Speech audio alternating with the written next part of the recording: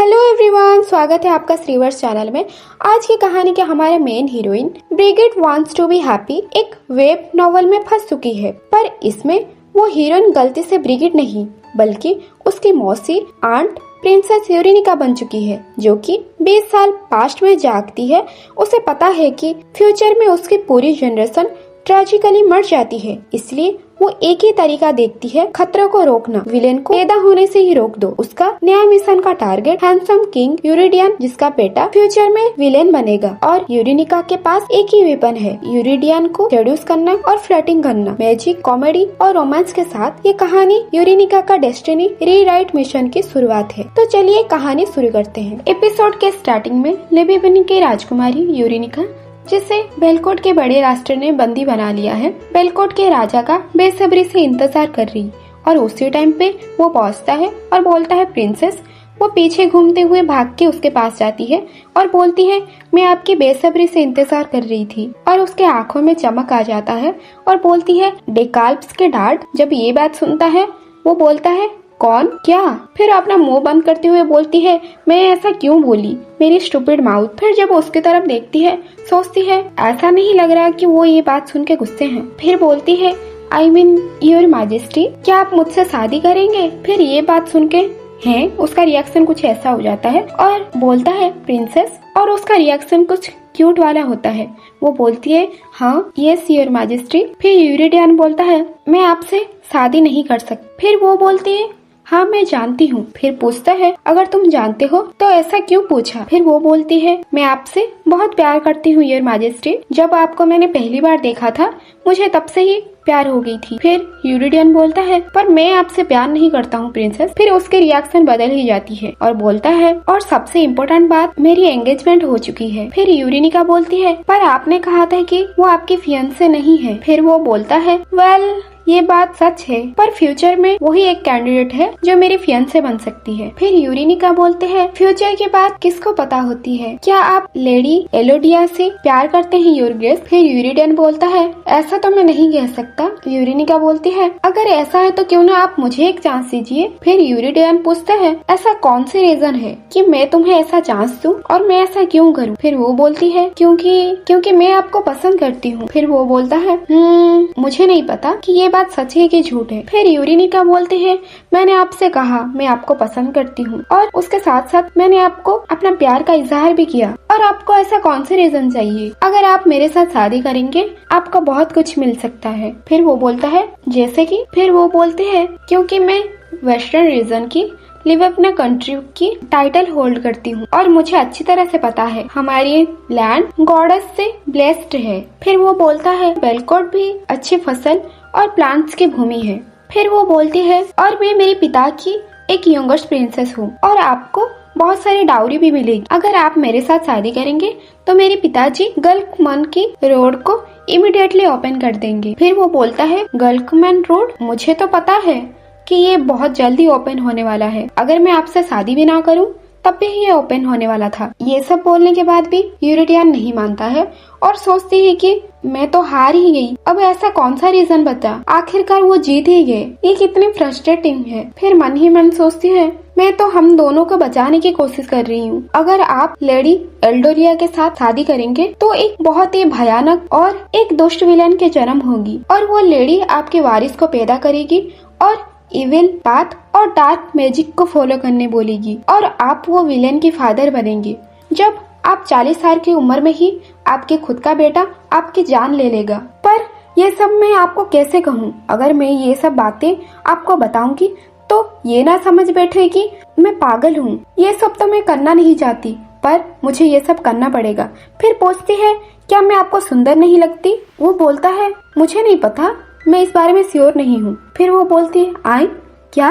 फिर वो मुस्कुराते हुए बोलता है मैंने आज तक ऐसे प्रपोजल नहीं देखा था, ये बहुत ही मजेदार था, पर आपको समझना चाहिए कि मुझे आपसे शादी करने का कोई इरादा नहीं है। फिर वो बोलता है जिसके साथ मैं प्यार नहीं करता उसके साथ शादी भी नहीं कर सकता। फिर यूरेनिका बोलती है पर आपने तो ये कहा था कि लेडी एल्डिया को प्यार नहीं करते हो। फिर वो बोलता है और अभी से मैं उन्हें प्यार करने की कोशिश कर रहा हूँ। मेरे से जितना हो सकेगी मैं उनसे प्यार करने की कोशिश करूँगा। ये बात सुन के वो बोलती है क्या? फिर यूरिडियन बोलता है और मैं आपको जल्द ही आपकी कंट्री लिबर्नी में वापस भेज दूंगा जब ग्लोचमैन रोड ओपन हो जाएगी। फिर ये बात बोल के वो चले जाता है और वहाँ पे वो खड़ी रह जाती है और बोलती है आपने तो मेरा हर रास्ता बंद कर लिया, फिर भी मैं बिल्कुल हार नहीं मान सकती। और इसके पीछे बहुत बड़ा रीजन है कि क्यों मैं बेलकोट के राजा के साथ शादी करना चाहती हूँ। मैं एक वेब नॉवल में फंस चुकी हूँ। मैंने ये सब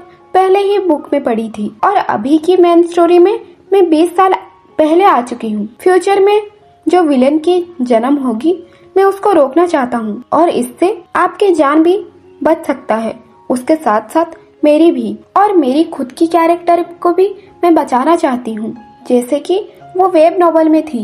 5 साल के अंदर ही में ही वो मैजिक के रिएक्ट की वजह से मेरी मौत हो गई थी। ऐसी मौत से सिर्फ मुझे एक ही पर्सन बचा सकते हैं और वो है किंग यूरिडियन, जो कि सीधे गॉड से भेजी हुई इंसान है, पर उन्होंने तो मुझे रिजेक्ट ही कर दिया। हम दोनों को बचाने के लिए मेरे से जितना हो सके मैं उतना कोशिश करूंगी। सीन चेंज होता है और दिखाया जाता है यूरेनिका और उसके सिस्टर बैठे होते हैं। यूरेनिका पूछती है क्या तुमने बेबी के लिए कोई नाम सोचा? फिर उसके सिस्टर बोलती है ड्यूक लिवन ने पहले से ही एक नाम चूज किए हैं। फिर यूरेनिका पूछती है क्या नाम है, और यूरेनिका को तो पहले से ही पता होती है। फिर उसके सिस्टर बोलती है क्या ये नेम अच्छा नहीं है, अच्छा साउंड नहीं कर रही? वो बोलती है ये बहुत ही क्यूट है, क्यूट नाम ब्रिगिड। और याद करती है मुझे ये पहले से ही पता थी, जब मैं मेरी वर्ल्ड में थी तब मरने से पहले मैंने ब्रिगिड वांट्स टू बी हैप्पी ये नॉवल पढ़ी थी और थेर्सिया के पेट में जो बेबी है उसी का नाम ब्रिगिड है और ये सब पहले से ही वेब नॉवल में थी। 8 महीने पहले मैं जब यूरेनिका को बॉडी में खुद को पाया, जब मैं अपना आंखें खोली तब आईने में खुद को देखा। मेरी स्किन पूरी तरह से व्हाइट जैसे कि स्नो हो, फ्लफी लाइट पिंक हेयर बिल्कुल ऐसी तरह जैसे एक स्वीट कॉटन कैंडी, और मेरे क्लियर पेल ब्लू आईज। और वो खुद को देख के चौंक जाती है, इतना सुंदर, क्या ये मैं हूँ? और चिल्लाते हुए बोलती है क्या मैंने अभी ये स्ट्रेंज लैंग्वेज में बात की? फिर उसी टाइम पे दरवाजा खुलती है। फिर वो लेडी पूछती है यूरेनिका क्या तुम ठीक हो? और वहाँ पे यूरेनिका खुद को विश्वास नहीं कर पा रही कि ये मैं हूँ, इतना सुंदर मैं कैसे हो सकती। फिर यूरेनिका का सिस्टर बोलती है योर हाइनेस क्या तुम ठीक हो? क्या कुछ हुआ है तुम्हें? तुम्हारी चिल्लाने की आवाज आई थी, मैं तो बहुत डर गई थी। क्या तुम बीमार हो? क्या तुम्हारी तबीयत सही नहीं है? तुम मुझे ऐसा मत देखो जैसे कि हम अजनबी है। क्या तुम मुझे पहचानती नहीं? फिर यूरेनिका सोचती है और मैं इसी तरह से मेरी सो कॉल्ड सिस्टर से मिली। फिर बोलती है लेकिन आप सब कौन हो और मैं कहाँ पे हूँ? ये बात सुन के उसके सिस्टर चिल्लाते हुए बोलती है योर माजेस्टी जल्दी आइए और डॉक्टर के बुलाइए, प्रिंसेस अपना मेमोरीज खो चुकी है। और सारे उदास हो जाते हैं और रोने लग जाते हैं। फिर उसकी माँ बोलती है यूरेनिका ओ डियर क्या तुम मुझे याद नहीं कर पा रहे हो? क्या तुम मुझे पहचान नहीं पा रहे हो? हम कौन है? फिर वो सोचती है कि मुझे लगा कि मैं एक्सीडेंट में मर चुकी हूँ। उस दिन बस में विंडो सीट के पास बैठी थी और एक वेब नॉवल पढ़ रही थी और अचानक से वो बस लड़खड़ाने लगी और वो बस क्रैश हो गया था और मैंने अपना होश खो बैठी थी। और जब मेरा होश आया मैं बहुत ग्रेटफुल फील कर रही थी कि मैं अभी भी जिंदा हूँ, पर प्रिंसेस और इतना सुंदर बन के हूँ, लेकिन कुछ अजीब लग रहा है। ऐसा लग रहा है जैसे कि ये प्लेस मेरे लिए बहुत ही अनफेमिलियर है, पर स्ट्रेंज, ये सब मैंने पहले से ही पढ़ चुकी हूँ। फिर आवाज आती है प्रिंसेस मैं फर्नांडो हूँ, आपकी पर्सनल गार्ड। फिर वो बोलती है तुमने अभी क्या कहा? तुम्हारा नाम क्या है? वो गार्ड बोलता है Fernando Cardona your royal highness. फिर याद आते है कार्डोना, ये नाम तो मैंने सुना है, मुझे अच्छी तरह से याद है। फिर वो बोलती है ना ये नहीं हो सकता, ये बिल्कुल नहीं हो सकता कार्डोना, मुझे लगता है मैं कोई इमेजिनेशन वर्ल्ड में आ गई। याद आता है वो वेब नॉवल में ये नाम थी। फिर पूछती है क्या तुम्हारा कोई बेटा है या फिर कोई भाई? मैंने बस एक ही इंसान का नाम पढ़ा था कार्डोना, और वो वेब नॉवल में मेल प्रोटोगनिस्ट था। मैंने ये मेरी मरने से पहले यही पढ़ा था और वो बहुत ही हैंडसम नाइट था। उसका गार्ड बोलता है क्या एक बेटा? योर हाइनेस मेरी अभी तक शादी नहीं हुई है और मैं इकलौता चाइल्ड हूँ। फिर वो सोचती है ये तो बिल्कुल सेम हो रहा है जैसा कि वो वेब नॉवल में थी, Brigitte wants to be happy. क्या मैं सच में ये वर्ल्ड में आ चुकी हूँ? पर मेन कैरेक्टर पैदा होने से पहले ही। फिर तभी गार्ड बोलता है, क्या आप ठीक हैं प्रिंसेस यूरेनिका? फिर शौक होकर याद करती है, रुको, क्या अभी तक ये नॉवल शुरू ही नहीं हुई है? जब मेरी सिस्टर प्रेग्नेंट थी तब वो किडनैप हो गई थी। मुझे ये सब सही करना पड़ेगा और मैं ये वर्ल्ड में फ्यूचर से पहले ही पैदा हो चुकी हूँ। नहीं, ऐसा नहीं हो सकता। ये कितनी अजीब बात है कि मैं एक अलग पर्सन के बॉडी में आ गई। और वो नॉवल बुक को याद करने लगती है जिसमें कि लिखा होता है उसका लिवबनी कंट्री एक स्मॉल नेशन होता है और बेलकोट बहुत ही बड़ा और पावरफुल कंट्री होता है। और स्टोरी में ये भी है, द ग्रेट किंग ऑफ बेलाकोट उसके बड़ी बहन थर्सिया को किडनैप कर लेते हैं और लिवबनी कंट्री को पूरी तरह से तबाह कर देते हैं। पर मैंने जब पढ़ा वो कैरेक्टर के बारे में बहुत ही बुरा लगा, क्योंकि वो बहुत ही बेहद दुखदजनक उनका मौत हो जाता है। और ये जब मैंने पढ़ा था मेरे आंखों से आंसू आने लग गए थे, क्योंकि और मैं तो बहुत ही टूट गई थी। पर मैं अभी भी डरी हुई हूँ। मैं इसीलिए डर रही हूँ क्योंकि वो अभी भी पावरफुल नेशन को रूल करते हैं। और सबसे बड़ी बात ये है, सडनली मेरी रियल लाइफ में बदल गई है। और वो स्टोरी बुक में थर्सिया को किडनैप हुआ था। वो बुक में ये भी था, प्रिंसेस और गार्ड के बीच में बहुत अजीब सी प्यार कहानी शुरू होती, Brigitte wants to be happy. और मैं जो ये वेब नॉवल में जी रही हूँ इसमें 3 मेन कैरेक्टर्स हैं और फीमेल प्रोटोगनिस्ट में ब्रिगिट है और वो थर्सिया मतलब मेरी बड़ी बहन की बेटी। और मेल प्रोटोगनिस्ट है ब्रिगिट्स की गार्ड एलेक्सियो। और ये स्टोरी में विलेन है डेकाल्ब बेलकोट और Brigitte wants to be happy novel में लिखा था। और सबसे मेन प्लॉट ये है, वो प्रोटोगनिस्ट अपना चाइल्डहुड ट्रॉमा को वो कैसे हील करता है और ऐसा कहा जाए तो, और उसके पेरेंट्स और पूरी जनरेशन खत्म हो जाती है।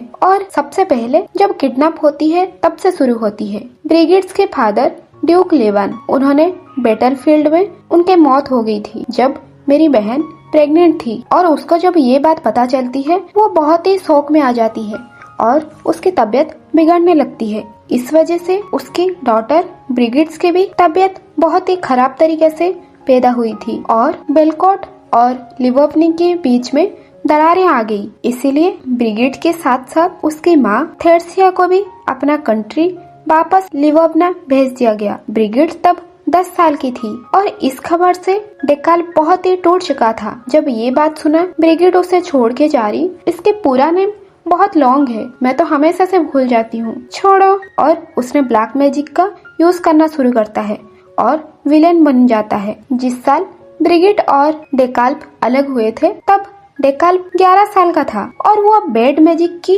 रिचुअल फॉलो करने के लिए वो अपने खुद के पिता को सैक्रिफाइस कर दिया और द किंग ऑफ बेलकोट को जान से मार दिया। ये सिर्फ इसीलिए क्योंकि ये साम्राज्य का राजा बनना था और लिवबनी की रानी ब्रिगिट को वापस से पाना चाहता था। मुझे डेकाल्ब की पिता के बारे में सोच के बहुत बुरा फील होता है। नहीं, ये तो अभी भी बहुत भयानक है। और स्टोरी में ये भी है, थर्सिया जब अपने होम कंट्री में रिटर्न आई तो 2 साल के बाद उसका डेथ हो जाता है और ये कहानी में 3 लोग मर जाते हैं। सबसे पहले थर्सिया और उसके हस्बैंड ड्यूक लिवान और उसके साथ साथ डेकाल्ब के फादर मतलब अभी जो बेलकोट के किंग है। और एक मैन कैरेक्टर एलेक्सियो और उसके पिता फर्नांडो। समय के साथ साथ फर्नांडो एक वार में उनके पैर और उनके आंखें खो दिए और ये पॉइंट में उनके पेरेंट्स और जनरेशन को पूरी जनरेशन ऐसे ही ट्रेजेडी में रहने लगी। और वो स्टोरी में वेब नॉवेल की कंपेयर करें, ये बहुत ही रिफ्रेशिंग है। और यहाँ पे 2 कैरेक्टर अपने पास्ट लाइफ से निकल जाते हैं और आखिर में ये वेब नॉवेल के स्टोरी में बहुत ही रिफ्रेशिंग टाइम आता है और 2 कैरेक्टर होते हैं जो कि पास्ट सारे प्रॉब्लम से निकल जाते हैं और एक टोटल स्वीट रोमांस स्टोरी शुरू होती है। फिर सोचती है अगर वो मैं वेब नॉवल ऐसे पढ़ती ही रहती तो मुझे इसके सैड बैक स्टोरी भी पता चलती। पर खैर ये कोई रियलिटी नहीं है, पर शॉकिंगली ये सब रियल में हो रही है। जब मैंने सोचा था ये एक सपना है और मेरी जब एक्सीडेंट हुई थी रियल में तो मैं तब एक बेड में लेटी हुई थी और मेरी हालत बहुत ही खराब थी। सबसे पहले तो मैंने अपना खुद की रियलिटी मैंने कभी एक्सेप्ट ही नहीं कर पाई, पर मैं ये सच से भाग नहीं सकती और मैं अपनी सेकंड लाइफ जी रही हूँ। थर्सिया अभी प्रेग्नेंट है, इसका मतलब बेलकोट कभी भी आ सकता है उसको किडनैप करने के लिए। फिर यही सब उसके दिमाग में चल रहा होता है। उसके बहन बोलती है, यूरेनिका तुम मुझे ऐसा घूर क्यों रहे हो? फिर वो बोलती है, नहीं ऐसा कुछ भी नहीं है। फिर वो बोलती है, हमारी छोटी सी प्यारी ब्रिगिड अभी पैदा होने वाली है और हाँ मैं यहाँ पे ऐसे बैठ नहीं सकती, मुझे कुछ करना होगा। प्लान ए, सबसे पहले मुझे लिवोनिया कंट्री के ऊपर बेलाकोट का अटैक रोकना पड़ेगा। पर उनके पेरेंट्स के बारे में तो मुझे ज्यादा कुछ डिटेल्स लिखा ही नहीं था वेब नॉवल में। मुझे सिर्फ ये बात याद आ रही है कि बेलाकोट को किंग ने लिवोनिया का कंट्री में एक एग्रीमेंट भेजा था, पर वो एग्रीमेंट को लिवोनिया ने मना कर दिया था। ये सब क्या चल रहा है और वो एग्रीमेंट में ऐसा क्या था? वो याद करने लगती है और फिर उसका गार्ड बोलता है, प्रिंसेस यूरेनिका क्या कुछ हुआ है?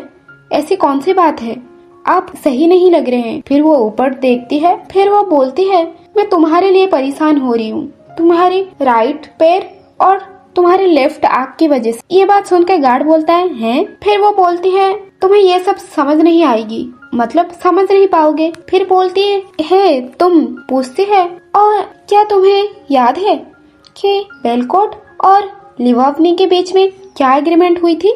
फिर गार्ड बोलता है, बेलकोट के साथ? क्या आप ग्लकमन ट्रीटी के बारे में पूछ रहे हैं? जब ये बात सुनती है बोलती है, क्या तुमने अभी ग्लकमन ट्रीटी के बारे में बोला? फिर गार्ड बोलता है, हाँ, ग्लोचम रोड ओपन होने वाला है। बेलकोट ने हमें प्रॉमिस किया है कि वो हमें मैजिकल और आजकियान के तरफ से एक मैजिकल दिलाएंगे। फिर उसे याद आता है, हाँ ग्लकमन ट्रीटी, मुझे अच्छी तरह से याद आ रहा है। तो लिवोनिया की कंट्री के किंग ये एग्रीमेंट पहले तोड़ा था और वो इंसान है मेरा डैड। हमारा कंट्री इतना छोटा है और उन्होंने ऐसा क्यों किया? फिर वो उठ के जाती है।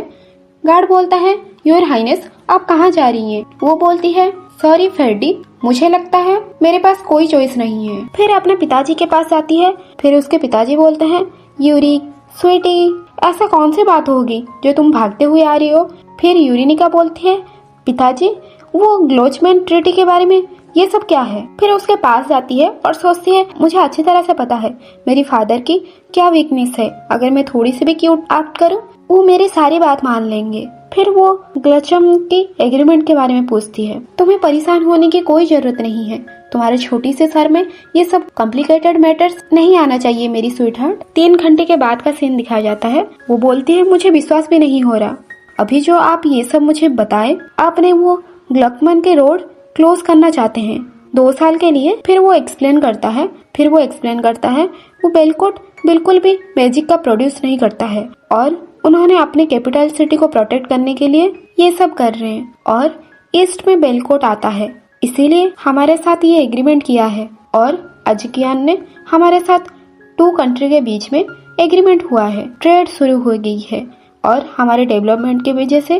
मेरे पिताजी ने बहुत धीरे धीरे ग्रेडी बनते गए। फिर उनके पिता के दिमाग में आता है, अगर मैं ऐसा करूँगा तो बहुत सारी मनी आएगी। फिर इस वजह से वो ऐसा करना चाहे कि उनका एग्रीमेंट चेंज करना चाहे और उन्होंने 10% से ज्यादा चाहने की आशा किया। ये सब सुन के फिर वो बोलती है, क्या आपको बेलकोट के बारे में आपको पता नहीं है?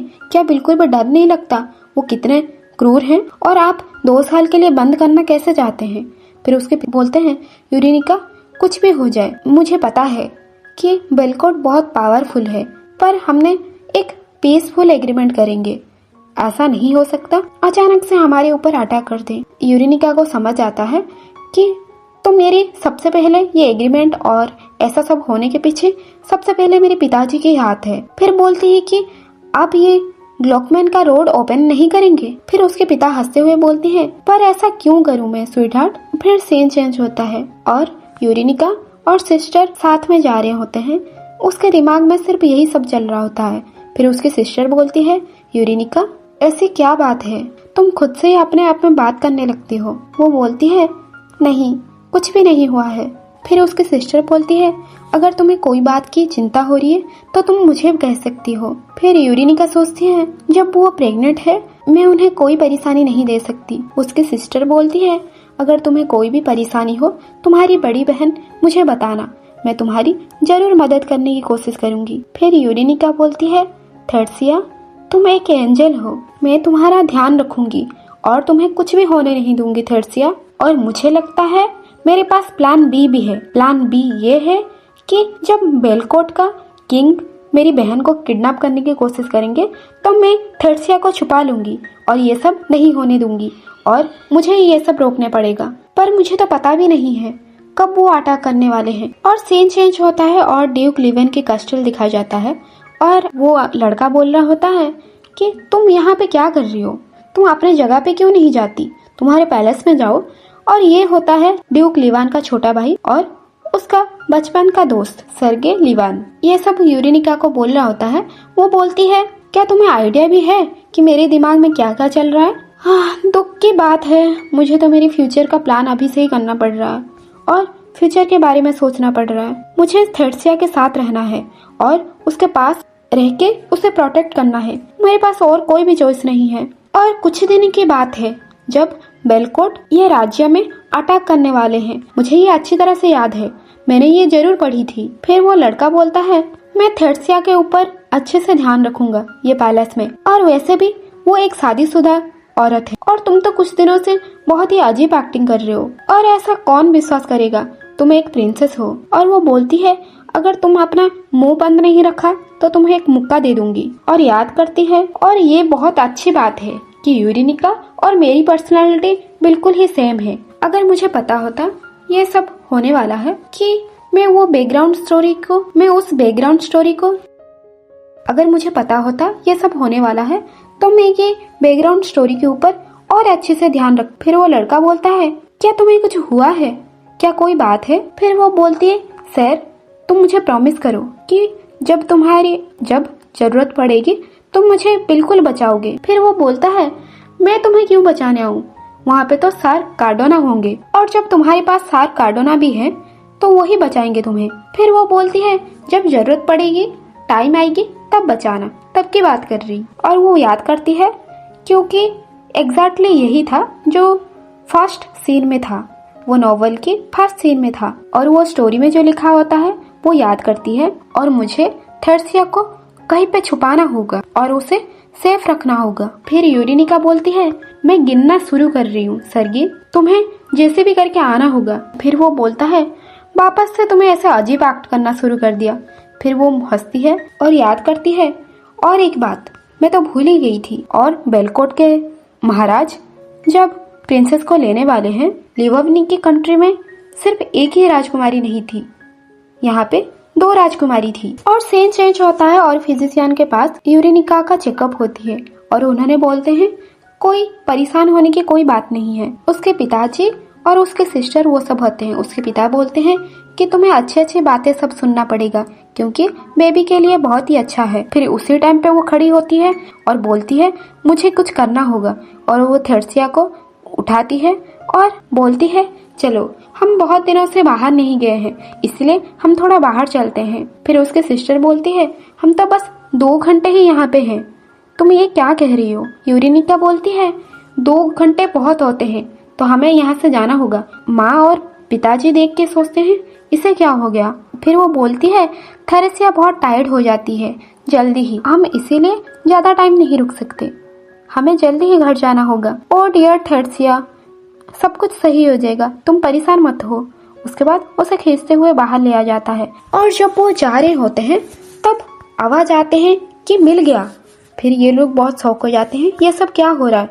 तो जब सामने देखती है, सामने होता है बेलकोट की आर्मी, वहाँ पे पूरी तरह से अटैक हो चुकी है, अटैक होना शुरू ही हो गई थी। फिर ये दोनों बहुत डर जाते हैं। फिर वो खींचते हुए उसे लेके जाती है, अभी बिल्कुल भी टाइम नहीं है और मुझे जल्दी करना होगा। और ये स्टोरी में लिखा होता है उसके डैड और उसकी माँ बिल्कुल सही होती हैं। और इसमें स्टोरी में यही भी लिखा हुआ था कि यूरिडियन सिर्फ थर्सिया को किडनैप कर लेते हैं, इसीलिए मुझे जैसे भी करके थर्सिया को बचाना होगा। और उसके एक कोने में छुपा देती है। ये एक सीक्रेट जगह है जो कि सिर्फ ब्रिगिड जब छोटी बच्ची थी तब उसे ये सब पता था और इसके बारे में किसी को नहीं पता, मुझे यहाँ पे छुपाना होगा। फिर यूरेनिका बोलती है यहाँ पे ही रहना, बाहर बिल्कुल मत निकलना। उसकी बहन पूरी तरह से डरी हुई होती है और वो बोलती है मुझे पहले समझाओ ये सब क्या चल रहा है और हमारे साथ क्या होने वाला है। तब सोचती है मुझे इसका दूसरा सीक्रेट जगह भी ढूंढना पड़ेगा और ये मैं बाद में करूंगी, फिर वो बोलती है, थर्सिया तुम परेशान मत हो और ब्रिगेड के बारे में भी बिल्कुल मत परेशान होना। और उसके बाद से उसे अच्छी तरह से छुपा लेती है और मुझे जल्दी करना होगा और जो सोल्जर्स हैं वो भी आने वाले हैं और थर्सिया अभी सेफ रहेगी। और बोलती है कि मैं तुम्हें वापस आके मिलूंगी, तुम अपना ध्यान रखना। फिर जब निकलती है और वहाँ पे आर्मी कब्जा कर चुका होता है और जब उनके आदमी देखता है तो वो छुप जाती है और याद करती है, मतलब बिल्कुल सही वैसा ही हो रहा है जैसा कि स्टोरी बुक में लिखा था। और ये तो सोचने से ज्यादा और ज्यादा स्कैरी है। मैं तो सोचा भी नहीं था कि इतना डरावना हो सकता है और मुझे यहाँ से जल्दी जाना पड़ेगा और इसकी सेकंड सीक्रेट जगह ढूंढ के मुझे छुपना होगा। क्या मुझे वहाँ पे जाना चाहिए या मुझे सीक्रेटली यहाँ पे ही छुपना चाहिए? और निराश होकर याद करने लगता है, क्या मुझे सर्जिया बचाने आ सकता है? उसे तो पता भी नहीं होगा कि मैं कहाँ पे हूँ, पर अभी मैं रियलिटी में जी रही हूँ। वो वेब नॉवल में जो लिखी थी ये नहीं कह सकती कि ऐसा ही होगा जैसे सेम लिखा हुआ था। फिर वो धीरे धीरे डरती हुई वहाँ से जाने की कोशिश करती है और वो सीक्रेट जगह बहुत दूर नहीं है। मुझे यहाँ से जल्दी करना होगा और जितना जल्दी हो सके मुझे उतना जल्द भागते हुए जाना होगा। फिर चारों तरफ देखती है तो कोई नहीं है और अपना गाउन उठा के एकदम से वो भागने की तैयारी करती है। वो तो एकदम से भागेगी अभी। और उसी टाइम पे जो यूरिडियन होता है उसका नजर यूरेनिका के ऊपर पड़ ही जाती है और वहाँ पे यूरेनिका सोच रही, मुझे नहीं लगता कि मेरे ऊपर कोई नजर रख रहा होगा। और ये सब सारा यूरिडियन देख ही रहा होता है। और जब भागते हुए के टाइम पे जब वो पीछे देखती है कोई मुझे देख तो नहीं रहा, और जब वो देखती है तो वहाँ पे खड़ा होता है यूरिडियन। उसके आंखों के साथ इसके आई कांटेक्ट भी हो जाती है और डरते हुए वो पीछे घूम के और सोचती है वो मुझे कितने देर से ऐसे ही देख रहे हैं। और वो कांपते हुए खड़ी होती है और नीचे बैठ जाती है। इधर वो कांपते हुए बैठी है और उसके पास यूरिडियन पास आ ही चुका होता है। वो सोचती है ये सर्गे अभी तक आया क्यों नहीं, यही सही टाइम है कि तुम मुझे अभी बचा सकते हो। अगर तुम अभी मेरे सामने दिख गए तो मैं तुम्हें 100 किसेस दूंगी, प्लीज मेरे सामने आ जाओ। और तभी यूरिडियन पास आके खड़ा हो जाता है और जब वो देखती है शाइनी सिल्वर हेयर और रेड आइस, उसे समझ आती है कि यही बेलकोट की किंग है। और वो किंग भी उसे देखता है और बोलता है पिंक हेयर और लाइट ब्लू आइस। फिर बोलता है हमने आपको पा लिया है लिवोवने की राजकुमारी यूरेनिका। फिर उसकी तरफ हाथ बढ़ाने लगता है और तभी उस टाइम पे यूरेनिका बोलती है, सर्गे तुम एक नंबर के कुत्ता अभी तक आए नहीं। और तभी यूरिडियन उसको कंधे में लटकाते हुए ले जाता है और वो चिल्लाने लगती है और वो सोचती है वो ऐसे मुझे लटकाते हुए क्यों ले रहे हैं। और उस राज्य के सिपाही भी प्रिंसेस यूरेनिका को लेते हुए देखते हैं और उसको बचाने के लिए कोशिश करते हैं, पर हमारा ये किंग इतना ताकतवर होता है, सबको निपटा लेता है और उसे ऐसे ही लटकाते हुए ले जा रहा होता है। और यूरेनिका सोचती है, ओए माँ मेरा पेट, मैंने थर्सिया को बचाना चाहा था पर उसकी जगह लेने नहीं। और तभी उसी टाइम पे और फाइनली आता है सर्गे बचाने के लिए। फिर वो देखती है सर्गे, फिर वो चिल्लाते हुए बोलती है, तुम स्वर, क्या तुम्हें आने में इतना टाइम लग गई? और उसको भी यूरिडियन घायल कर देता है और सर्गे यूरिडियन से लड़ नहीं पाता है। फिर यूरेनिका बोलती है, एक्सक्यूज मी सर बेलकोट। फिर वो बोलता है फिर वो बोलती है, क्या आप मुझे नीचे उतार सकते हैं प्लीज? फिर यूरिडियन बोलता है, क्या आप ये चाहती हैं कि मैं आपको जाने दूं? फिर यूरेनिका बोलती है, मैंने तो आपको ऐसा कहा भी नहीं, मैं बस ये कह रही हूँ कि आप मुझे नीचे उतार दो, मैं अपने पैरों से चल सकती हूँ और आप सिर्फ मुझे राइट साइड में ऐसा पकड़ सकते हैं। फिर यूरिडियन बोलता है, तो ऐसा बात है? और यूरेनिका बोलती है, सच में मुझे बहुत दर्द हो रहा है और मेरे कंधे भी दर्द होने लग गई। और उसको उठा के एक हॉर्स के ऊपर बैठा देता है। वो देखती है, हॉर्स, ये सब क्या हो रहा है? मुझे बहुत डर लग रहा है, क्या आप मुझे नीचे उतार सकते हैं? क्या होगा अगर मैं इससे गिर जाऊं तो? फिर वो यूरिडियन बोलता है, तुम यहाँ पे सीधा बैठ जाओ और अपना पीठ मेरे ऊपर रख सकते हो। वो बोलती है, क्या ऐसे? यूरिडियन बोलता है, हाँ बिल्कुल ऐसे। फिर ऑर्डर देता है, बेलकोट की आर्मी अब हम निकलने वाले हैं। अपना हॉर्स को खींचते हुए वो स्टार्ट करता है और आर्मी के साथ साथ वो सारे जाते हैं और बोलता है, हम अभी मैजिक सर्कल से बाहर जाने वाले हैं और कहीं गिर मत जाना यहाँ पे। वो सोचती है, मैजिक सर्कल? और एक सर्कल होता है और उसके आंखें बहुत रोशनी से भरा होता है और यूरिडियन उसके आंखों को रोशनी से ऐसे छुपा देता है और बोलता है, कोई रुकना मत, चलते जाओ, हम तब तक रुक नहीं सकते जब तक हम बेलकोट पहुंच नहीं जाते। सीन चेंज होता है और दिखाया जाता है एक आदमी खड़ा होता है। वो बोलता है कि मुझे तो कुछ समझ नहीं आ रहा, उनकी बॉडी कोई भी स्ट्रॉन्ग मैजिक के लिए बिल्कुल भी काम नहीं कर रहा। फिर यूरिडियन बोलता है, आप ये कहना चाहते हैं कि हमें उन्हें जगाना नहीं चाहिए। और फाइनली उसकी आंखें खुलती है। ये शोर शराबा कैसे है? और सामने वो खड़े होते हैं। यूरिडियन बोलता है, क्या आप उठ गई? फिर वो यूरिडियन को देख के बोलती है, वो ये कितना हैंडसम है और एक हैंडसम सा लड़का मेरे साथ बात कर रहा है।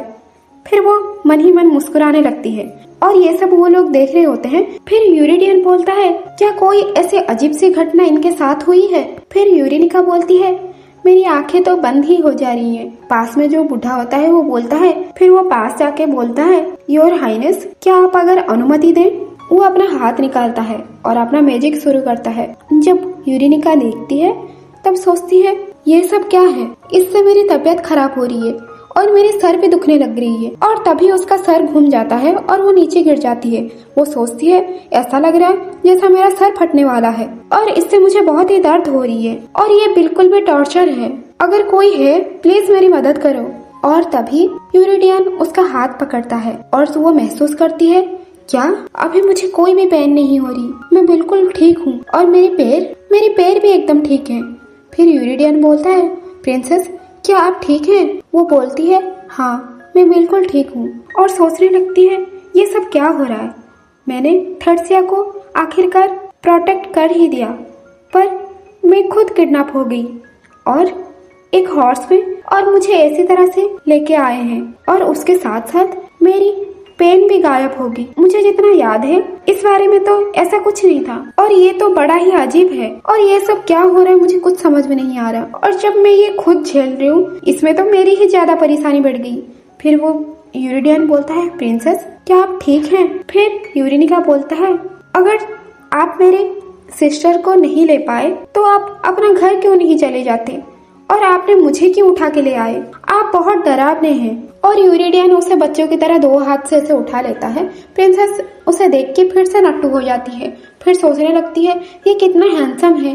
फिर यूरिडियन बोलता है, आप ऐसा सैड क्यों हैं? आप किस बात पे सैड हैं? फिर वो बोलते हैं, जब देखती है बेलकोट का फ्लैग है उसके ऊपर वो बैठी हुई है। फिर यूरिडियन उसका आंसू पोंछते हुए बोलता है, मुझे नहीं पता था कि तुम मैजिक से इतना सेंसिटिव हो, इसके लिए मुझे माफ कर दो। मुझे पता है तुम्हें बहुत दर्द हुआ होगा। फिर वो रोते हुए बोलती है, हाँ। फिर बोलता है कि मैंने अचानक से ऐसा अटैक किया और इससे तुम बहुत ही शौक हो गए होगे। फिर वो बोलती है, हाँ। उसके साथ साथ बहुत ही शर्मनाक था। फिर उसके हाथ से रुमाल छीन के बोलती है, ये मैं कर लूंगी। फिर बोलती है, पर वो पेन कैसा था? मुझे जो पहले दिया गई थी, पर अभी मुझे ऐसा कोई भी पेन नहीं हो रहा। फिर यूरिडियन बोलता है, क्या तुम इससे पहले जब मैजिक हुई थी क्या तुम तब भी इतना सेंसिटिव थे? फिर वो बोलती है कि मुझे इस बारे में कोई आइडिया नहीं है। और ये मैजिक सेंसिटिविटी? वो पूछता है, क्या तुम्हें नहीं पता? वो बोलती है, मैंने आज तक ऐसा कुछ भी नहीं सुनी थी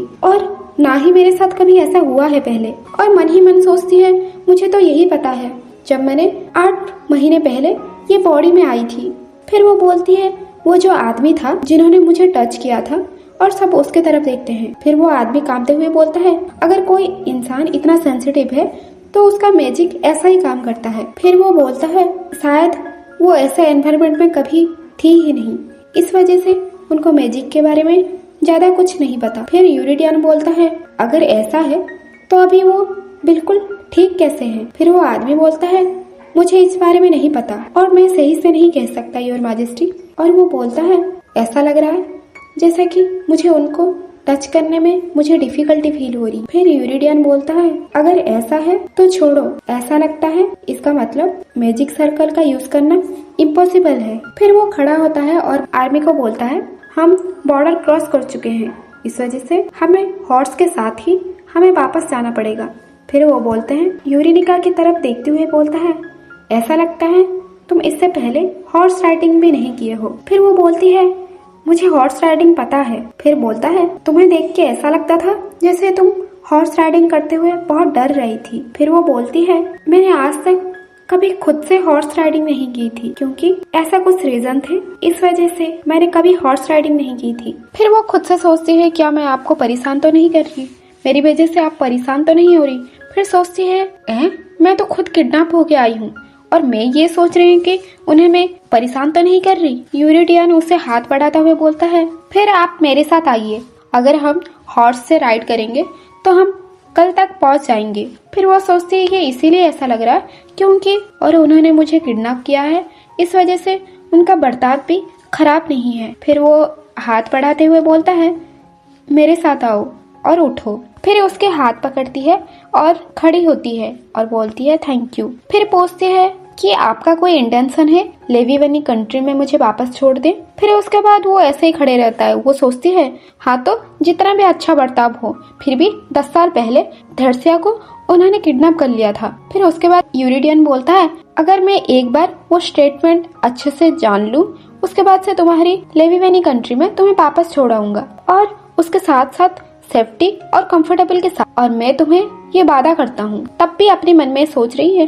कि ये इंसान जब वो 40 साल का होगा तो अपने खुद का बेटा से ही मारे जाएगा, और जब मुझे पता है सिर्फ मैं ही वो इंसान हूँ जो इसके बाद क्या होने वाला है, ये सब मुझे पता है। फिर वो पूछती है, सर क्या मैं आपके नाम जान सकता हूँ, पूछ सकता हूँ? फिर वो यूरिडियन लुइस सल्डोर डी बेलकोट, और इतना लंबा नाम बताता है।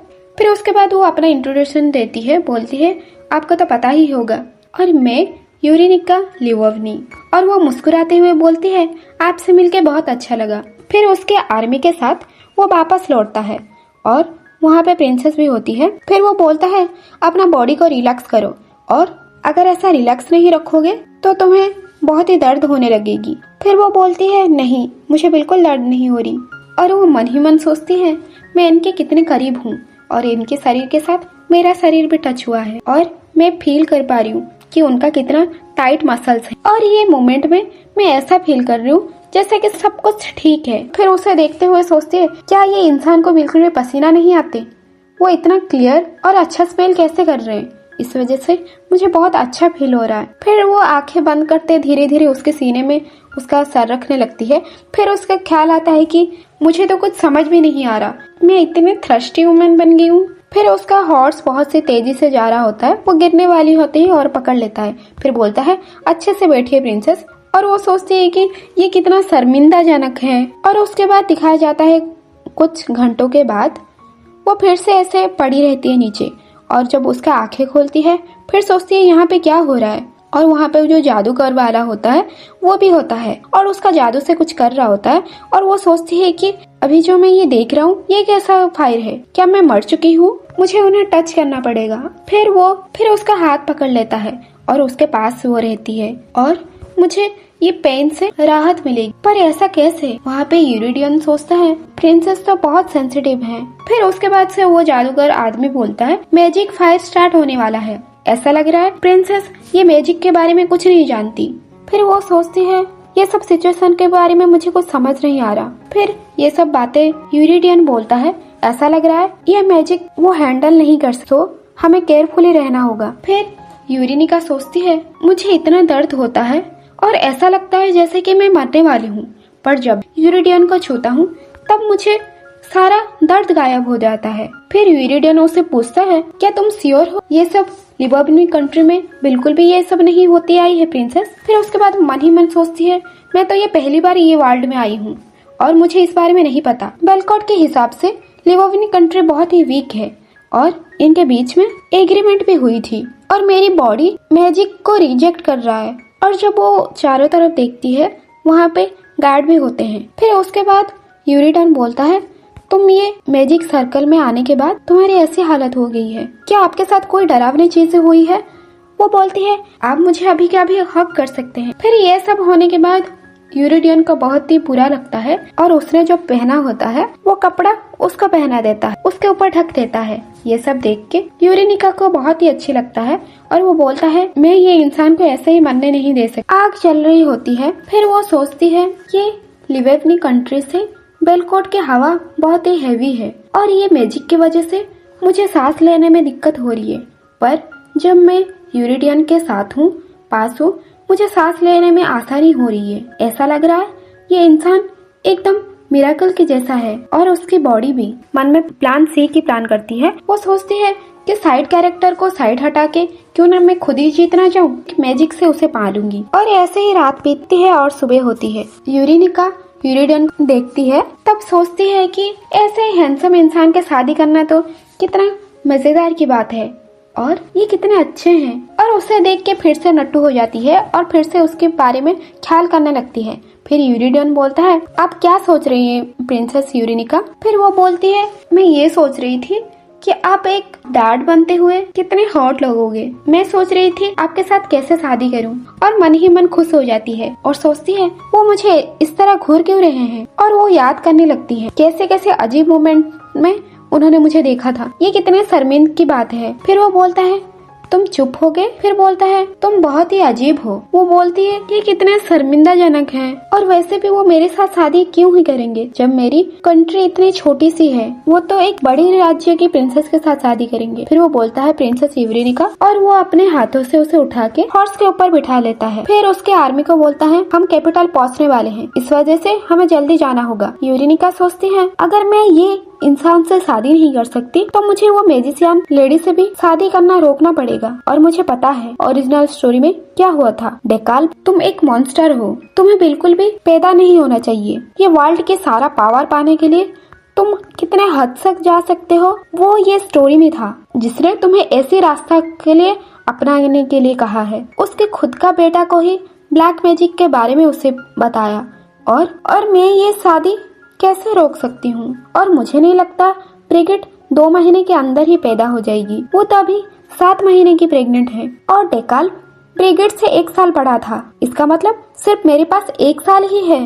फिर पूछती है, योर मैजेस्टी। फिर वो बोलती है, योर मैजेस्टी, क्या आप शादीशुदा नहीं है? वो बोलता है, क्या आप एक बच्चा का प्लानिंग कर रहे हैं? फिर वो बोलता है, पहली बात तो मैंने अभी तक शादी ही नहीं किया और तुम बच्चे की बात करते हो और ऑब्वियसली मेरा कोई भी बच्चा नहीं होगा और ना ही मैं चाहता हूँ। फिर सोचती है, बिना शादी किए और बच्चा भी नहीं है, ये तो अच्छी बात है। फिर सीन चेंज होता है और वो फाइनली यूरिडियन के कंट्री में पहुँचते हैं। और जब देखती है वो कंट्री की नजारा, फिर सोचती है ऐसा लग रहा है कि ये बहुत ओल्ड और हिस्टोरिकल प्लेस है। मेरी राज्य लिववनी इससे ज्यादा क्यूट लगता है।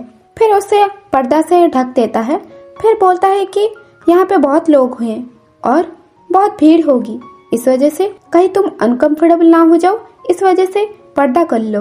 और जब देखती है सच में बहुत सारे लोग होते हैं और सारे उसके जय जयकार कर रहे होते हैं बेल कॉर्ट के स्वागत में। फिर देखती है इतनी भीड़, सारे लोग उसे इतने अच्छे से वेलकम कर रहे हैं। फिर वो सोचती है ये इंसान बिल्कुल बहुत अच्छा होगा, इस वजह से सारे उसे तारीफ कर रहे हैं और वो बिल्कुल भी एक परफेक्ट हस्बैंड मटेरियल है। और वो महल में पहुँचते हैं और यूरिडियन उसे नीचे उतारता है। मन ही मन तब भी सोच रही होती है, अगर मैं ये आदमी को किडनैप कर पाती तो इसे मैं हस्बैंड बना लेती अपना। ऐसा तो मैं कर नहीं सकती, पर बस इमेजिन ही कर सकती हूँ। और उसी टाइम पे एक लेडी भागते हुए आता है। फिर वो बोलती है, योर मैजेस्टी, मुझे बहुत ही खुशी हुई, अब जाके मैं शांत बैठ पाऊंगी। आप सेफ लौट आए और आपने कर दिखाया, आपको अंदाजा भी नहीं होगा मैं आपके लिए कितना परेशान थी। मैं आपको बहुत मिस कर रही थी योर मैजेस्टी। हर दिन हर रात सिर्फ आपके लिए ही आंसू बहते गए। क्या आपको अंदाजा भी है मुझे कैसे फील हुई होगी? उसे देख के यूरेनिका सोचती है वो कितनी सुंदर हैं और उनकी आवाज और जैसे वो बात कर रही है, ऐसा लग रहा है कि मैं खुद एक लड़की होके भी उनकी तरफ से मेरी नजर नहीं हटा पा रही। मैं ये सोच रही हूँ पर ये यूरिडियन कैसे रहते होंगे? फिर यूरिडियन जवाब देता है, ये सिर्फ 3 दिन की बात थी लेडी एलोडिया। फिर वो बोलती है, ये 3 दिन भी मेरे लिए ऐसा लगता है जैसे 3 साल है। फिर वो बोलता है, ओ अच्छा। और ये सब यूरेनिका देख के सोचती है ये कैसा अजीब सी लुक है। ऐसा नहीं लग रहा कि वो बिल्कुल भी इतना सुंदर लेडी के सामने भी वो ऐसे कैसे खड़े हैं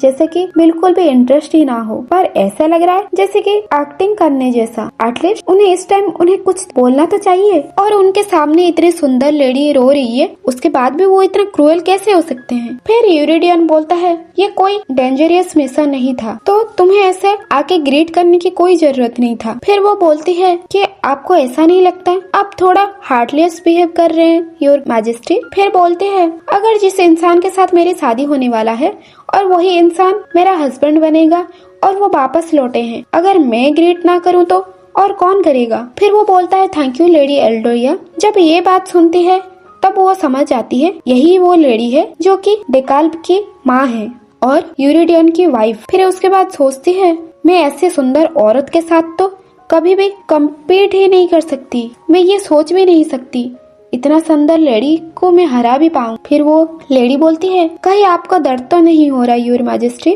वो बोलता है, नहीं, बिल्कुल नहीं। और वो सोचने लगती है, मेरी प्लान सी बिल्कुल भी काम नहीं करेगा, इसलिए मुझे प्लान सी को बदलना पड़ेगा। और ऐसा कैसे हो सकता है?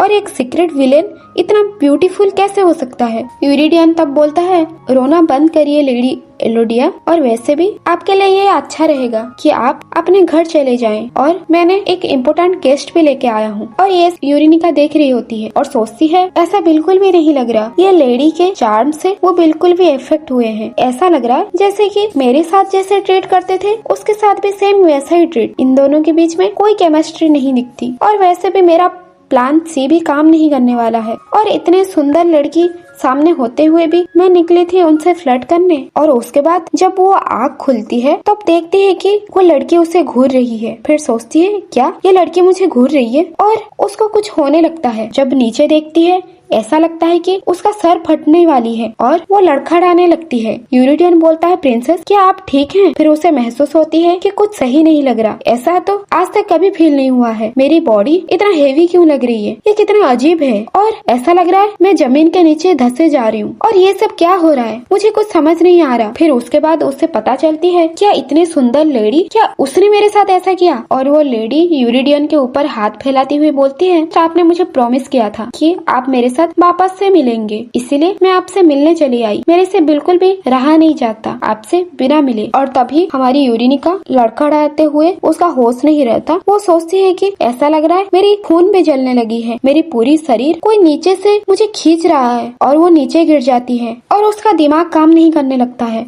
उसको अलग अलग और बहुत सारी चीज इमेजिन होने लगता है और बोलती है, मैं यहाँ पे ऐसा लग रहा जैसे मैं सांस नहीं ले पा रही हूँ और अभी मैं ही मरने वाली हूँ, क्या मैं अभी मर जाऊंगी?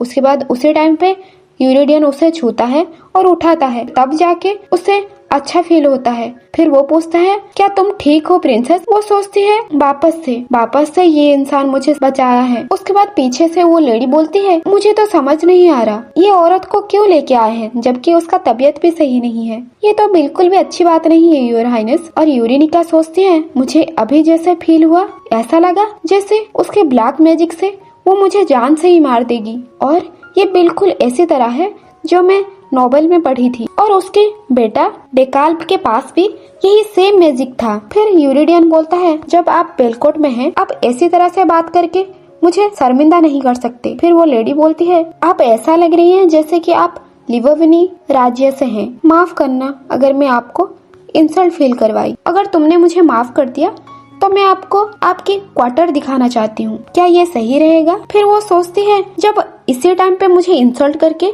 ऐसी हालत दिखा दिया तो क्या मैं भरोसा कर सकती हूँ कि वो मेरे रूम में लेके मुझे मर्डर ना कर दे? मैं कोई मूर्ख नहीं हूँ, और ऐसे प्रीटी फेस देख के मैं बिल्कुल भी फंसने नहीं वाली हूँ। और वो खुद से नीचे गिर जाती है और बोलती है कि मैं मरने वाली हूँ योर मैजेस्टी, क्या मुझे थोड़ा सा रेस्ट मिल सकता है? तभी यूरिडियन उसे अपनी बाहों में ही उठा लेता है और उसको लेके जाता है। फिर वो और मुस्कुराते हुए बोलती है, बहुत अच्छा, बिल्कुल ऐसा ही हो रहा है जैसा मैंने प्लान किया था, मैं कोई एक्टर नहीं हूँ।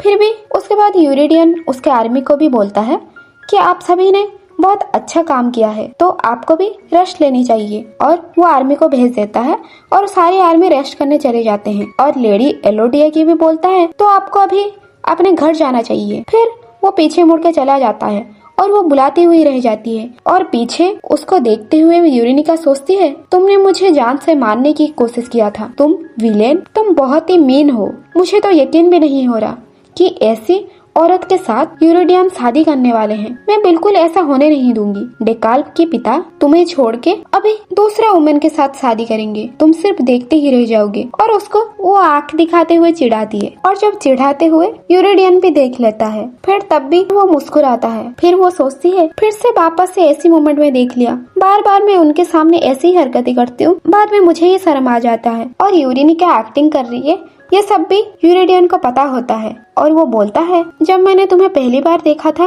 वो तुम्हारा रियल था, पर अभी जो तुम्हें देख रही हूँ तुम्हारी दूसरा पर्सनालिटी ये फेक है। और वो समझ जाती है कि उसे पता चल गई। फिर वो बोलती है मुझे वो बहुत डरावनी लगी, मैं बहुत डर गई थी। फिर यूरिडियन बोलता है कौन, लेडी एलोडिया। फिर वो सोचती है जब इन्हें पता है कि मैं बिल्कुल भी बीमार नहीं हूँ, उसके बाद भी वो मुझे नीचे क्यों नहीं उतार रहे। फिर वो बोलता है वो मैजिक की दुनिया में सेकंड रैंक पे आती है और मैंने देखा तुम क्यों डर रही थी। फिर वो बोलती है तो आपको पता है कि वो मैजिक यूज करती हैं। फिर वो बोलता है क्या तुम्हें ये अजीब नहीं लगेगी कि मैं इस बारे में नहीं जानता। बेलकोट टावर में मैजिक बहुत ही सालों से यूज होता हुआ आ रहा है। फिर वो सोचती है ऐसा लग रहा है जैसे कि वो अपना ब्लैक मैजिक ग्रेटली छुपा और यूरिडियन को पता नहीं है इस बारे में, और इनको लग रहा है कि ये सिर्फ मैजिक है और गॉड ने दिया है, पर ऐसा नहीं है। उसने जो किया है वो ब्लैक मैजिक है। फिर वो सोचती है ऐसा लगता है जैसे मैं कोई गलत इंसान से पंगा ले रही हूँ। उसके साथ साथ मुझे ऐसी अजीब फीलिंग्स दे दिया। फिर यूरिडियन बोलता है मैं इस बारे में लेडी एल्डिया से बात करूंगा, तुम्हारे ऊपर वो मैजिक बिल्कुल अप्लाई ना करे। उसने हमारी बेलकोट के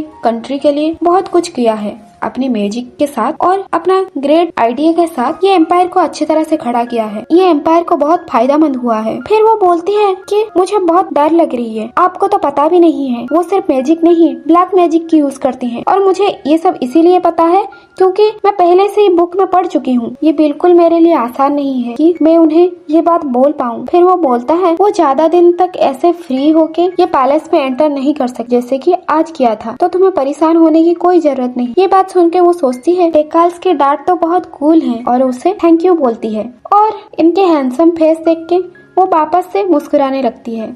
और जब वो महल देखती है तब सोचती है कि ये तो बिल्कुल ऐसा ही है जैसा मेरी राज्य लेबिबनी जैसा लगता है थोड़ा थोड़ा। क्या ये फिर उसे बोलता है क्या आप मुझे नीचे उतारेंगे, मुझे ऐसा लग रहा है जैसे मेरे ओरिजिनल प्लेस में हूँ, और ये नोबल और यहाँ पे ब्रिगेड रहती थी और ये सब मैं पहले से पढ़ चुकी हूँ।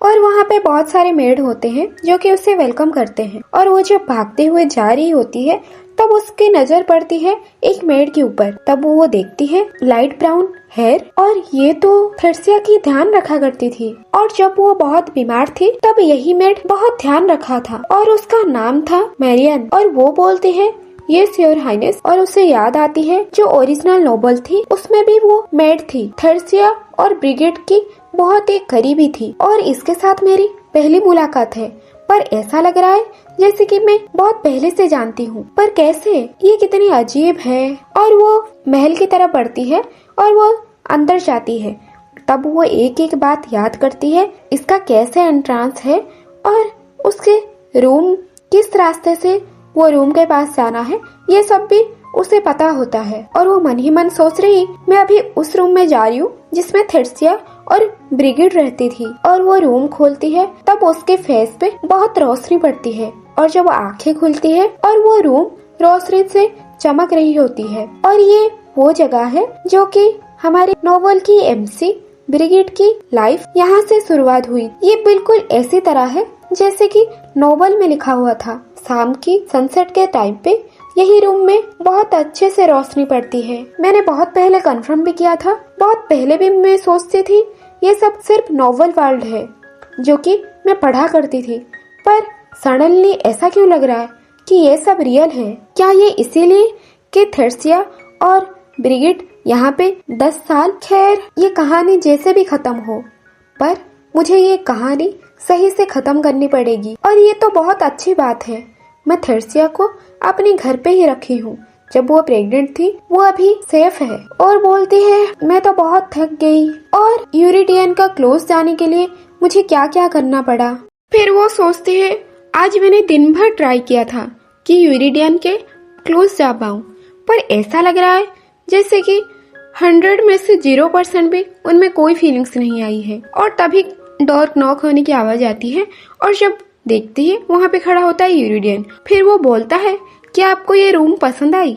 यूरेनिका बोलती है डेकाल, मेरा मतलब हाँ, ये रूम बहुत ही सुंदर है और मुझे ये रूम बहुत पसंद आई। फिर यूरिडियन बोलता है ये बात सुन के मुझे खुशी हुई और मन ही मन सोचती है क्या मुझे ये जगह इसीलिए दिए हैं ताकि मैं लिवोवनी कंट्री की याद कर पाऊँ। और वहाँ पर नॉवल में ये लिखी थी, थेरसिया ने जब बेलाकोट में थी तब उसे ये जगह स्पेशली उसके लिए रहने के लिए दिया गया था। और तभी यूरिडियन बोलता है मैं एक बात जानने के लिए बहुत क्यूरियस हूँ प्रिंसेस। आप हमेशा कहते हैं कि आप मुझे बार बार बोल चुके हैं कि डैड, फादर, पर आप ऐसा क्यों कह रहे हैं? फिर वो हंसते हुए बोलती है ये आप बस मुझे मेरे पिताजी की याद दिलाते हैं इसलिए। और मन ही मन सोचती है ये तो एक झूठ है, पर मैं रियल रीजन तो बोल ही नहीं सकती। जब मैं रियल नोवेल पढ़ रही थी और वहाँ पे आपकी जान चली गई थी और मुझे अच्छी तरह से याद है कैसे मैं चिल्लाते हुए फादर फादर बोल के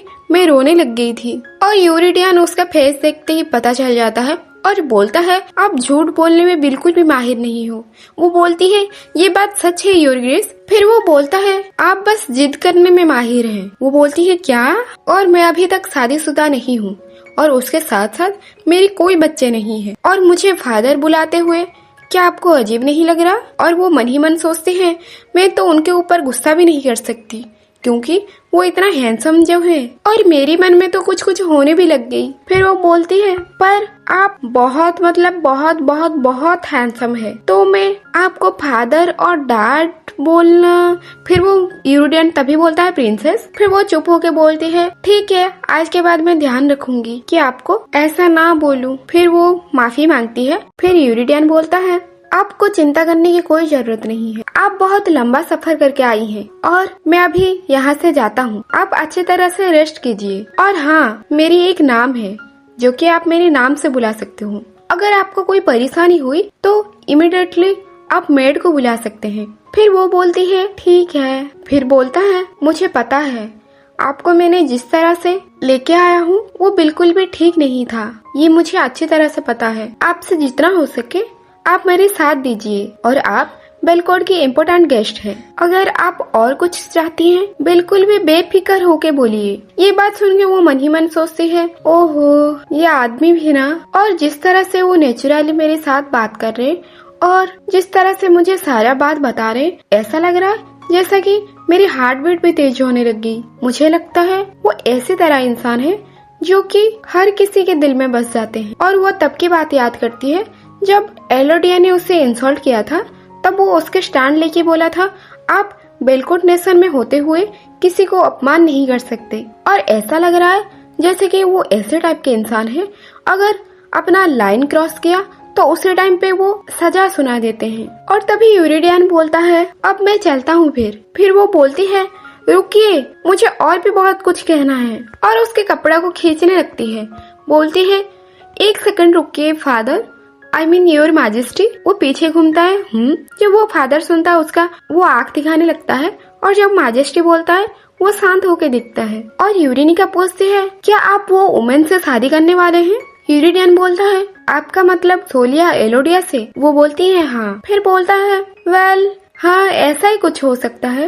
अगर वो क्वीन बनेगी राज्य के लिए बहुत ही फायदेमंद रहेगी। और तभी यूरिनिका की मुंह बन जाता है और सोचती है कि आपको बिल्कुल भी पता नहीं है वो किस तरह के इंसान है। कुछ भी हो जाए पर आपके लिए वो औरत बिल्कुल भी ठीक नहीं है और उसके पास बहुत पावरफुल ब्लैक मैजिक है और उसने जान से मारने के लिए भी कोशिश किया था। और सबसे मेन बात, और आपको भी उसका बेटा के जरिए से जान से मारना चाहेगी। पर मेरे पास तो ऐसा कोई एविडेंस भी नहीं है जो ये बात मैं प्रूफ कर सकती। मैं तो बस एक हॉस्टेज हूँ और वो तो ये कंट्री का डेवलप करने में हेल्प करती है। और जाहिर सी बात है सबसे ज्यादा किसे विश्वास करेंगे। और मन ही मन सोचते हैं अगर मैं उन्हें ये बात बोलूं उसे ब्लैक मैजिक आता है तो वो मुझे कभी भी विश्वास नहीं करेंगे। मुझे उनका ट्रस्ट जीतने के लिए कुछ भी करने के लिए मैं तैयार हूँ और एलोडिया से ज्यादा मुझे उनका ट्रस्ट जीतना होगा। और जब तभी यूरिडियन यूरिनिका के हाथ पकड़ता है तो वो फील करती है कि वो सडनली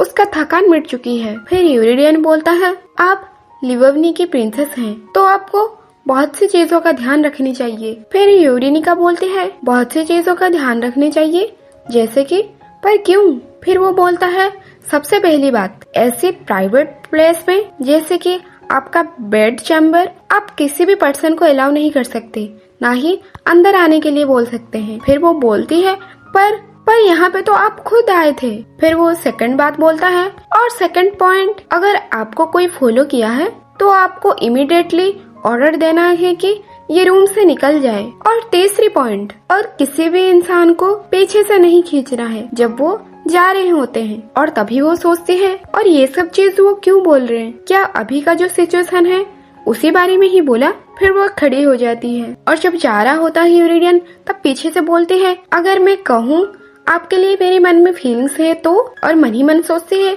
यही मेरा एक चांस है, मैं ये आदमी को कैसे मैं ट्रस्ट जता सकती हूँ और कैसे ये मनवा सकती हूँ एलोडिया से दूर रहने। और मेरे पास बहुत सारे ट्रिक्स भी नहीं है कैसे ही बेलकोट के किंग के साथ डील किया जाता है। और मेरे पास एक ही उपाय है जो कि मेरा ब्यूटी, अगर मैं उनको मेरी ब्यूटी में अगर उनको फंसा सकती हूँ तो फिर वो आंखों में चमक लेके बोलती है अगर मैं आपसे ये बात बोलूँ कि आपके लिए मेरे मन में फीलिंग्स हैं तो आप क्या कहेंगे?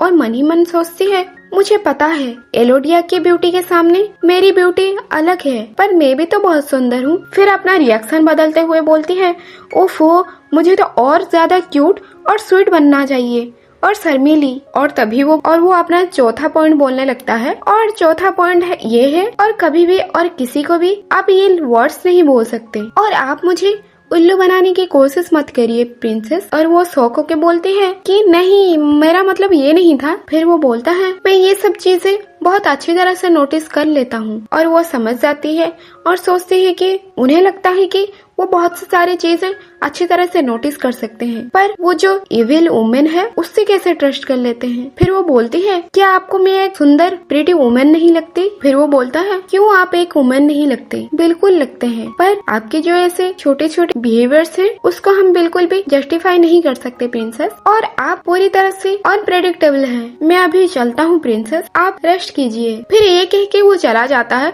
और वहाँ पे यूरेनिका खड़ी होकर रह जाती है और सोचती है मैं तो फेल हो गई और मेरी ये पुरानी ट्रिक बिल्कुल भी वर्क नहीं कर रही और उनको तो मैं सेड्यूस ही नहीं कर पाई। ठीक है, कोई बात नहीं, आप बस देखते जाइए क्या आगे क्या होता है और इसके बाद से मैं आपको रियल फ्लर्टिंग करके अटैक करूंगी। और वो ये बात सोचते रह जाती है और यूरेनियन चला जाता है और आज के दिन से मैं प्लान सी अप्लाई करूंगी और वो जो साइड कैरेक्टर है उसे सिप ही कर देती हूँ और मैं जीत जाऊंगी।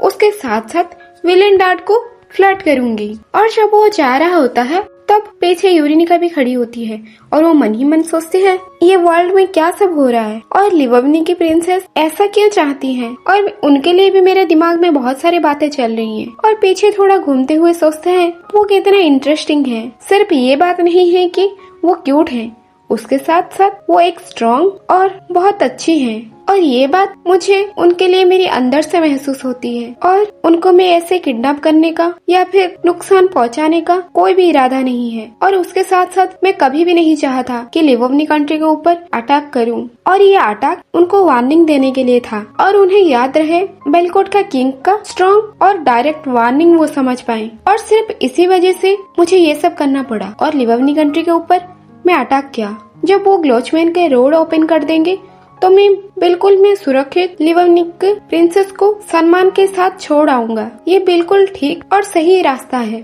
और मैं जो प्रिंसेस यूरेनिका लेके आ गया उनका बॉडी में तो मैजिक एक्सेप्ट ही नहीं कर पाती। ऐसा लग रहा है जैसा कि मैं अपने लिए एक नया परेशानी खड़ा किया। और वैसे भी प्रिंसेस यूरेनिका की कोई भी गलती नहीं है और उसके साथ साथ ये मैजिक के रिएक्शन की वजह से उनका तबीयत बिगड़ने लगती है। और वो अपना वर्क चैम्बर में पहुंचता है और वहाँ पे उसे पूछता है क्या तुमने सारे ऑर्डर्स लेके आए? फिर वो बोलता है बिल्कुल योर ग्रेस, और वो अपना काम का सारा डिटेल्स बताता है। और मन ही मन तब प्रिंसेस यूरेनिका के बारे में ही सोच रहा होता है और उससे बोलता है प्रिंसेस यूरेनिका को गार्डन में आने की परमिशन है। और उसके साथ साथ लिववनी कंट्री की राजकुमारी जब तक ग्लोचमैन रोड ओपन नहीं हुई है तब तक उन्हें हमें सुरक्षित रखना पड़ेगा और मैंने प्रॉमिस किया है उनको कोई भी नुकसान जैसे ना हो। फिर वो गार्ड बोलता है यस योर मैजेस्टी, मैं इस चीज का ध्यान रखूंगा। और मन ही मन सोचता है वो आज तक कभी भी रॉयल गार्डन को किसी को भी आने नहीं दिए हैं। या मन ही मन सोच रहा होता है क्या मैं ये सब इसलिए कर रहा हूँ क्योंकि वो क्यूट है। मुझे तो अंदाजा भी नहीं था वो एलोडिया के सामने ऐसे इतना बीमार होकर नीचे गिर जाएंगी। ये सब एलोडिया ने किया है और मुझे अच्छी तरह से पता है और ये सब सिचुएशन को डील करने के लिए वो सब किया था और ये तो बहुत ही मजेदार था, पर मुझे ये सब कहना नहीं चाहिए था। मुस्कुराते हुए सोचता है वो तो बिल्कुल एक प्यारी सी किटी की तरह है जो कि ये वर्ल्ड के बारे में उन्हें कुछ भी नहीं पता। फिर वो गार्ड को बोलता है मुझे अब तुम पे विश्वास है कि इस मामले में तुम बहुत अच्छे से इसका ध्यान रख पाओगे। और उसका गार्ड बोलता है ये श्योर मैजेस्टी। और मन ही मन सोचता है मैं पूरी तरह से श्योर हूँ। उन्होंने जैसे उनको गार्डन में आने के लिए अलाउ किया है और उसके अगले दिन ही यूरिडियन बेलकोट ये डिसीजन के लिए खुद ही रिग्रेट करने लग जाएंगे। सीन चेंज होता है और अगला दिन दिखाया जाता है यूरिनी का और वो पूरी दिन सोई रहती है।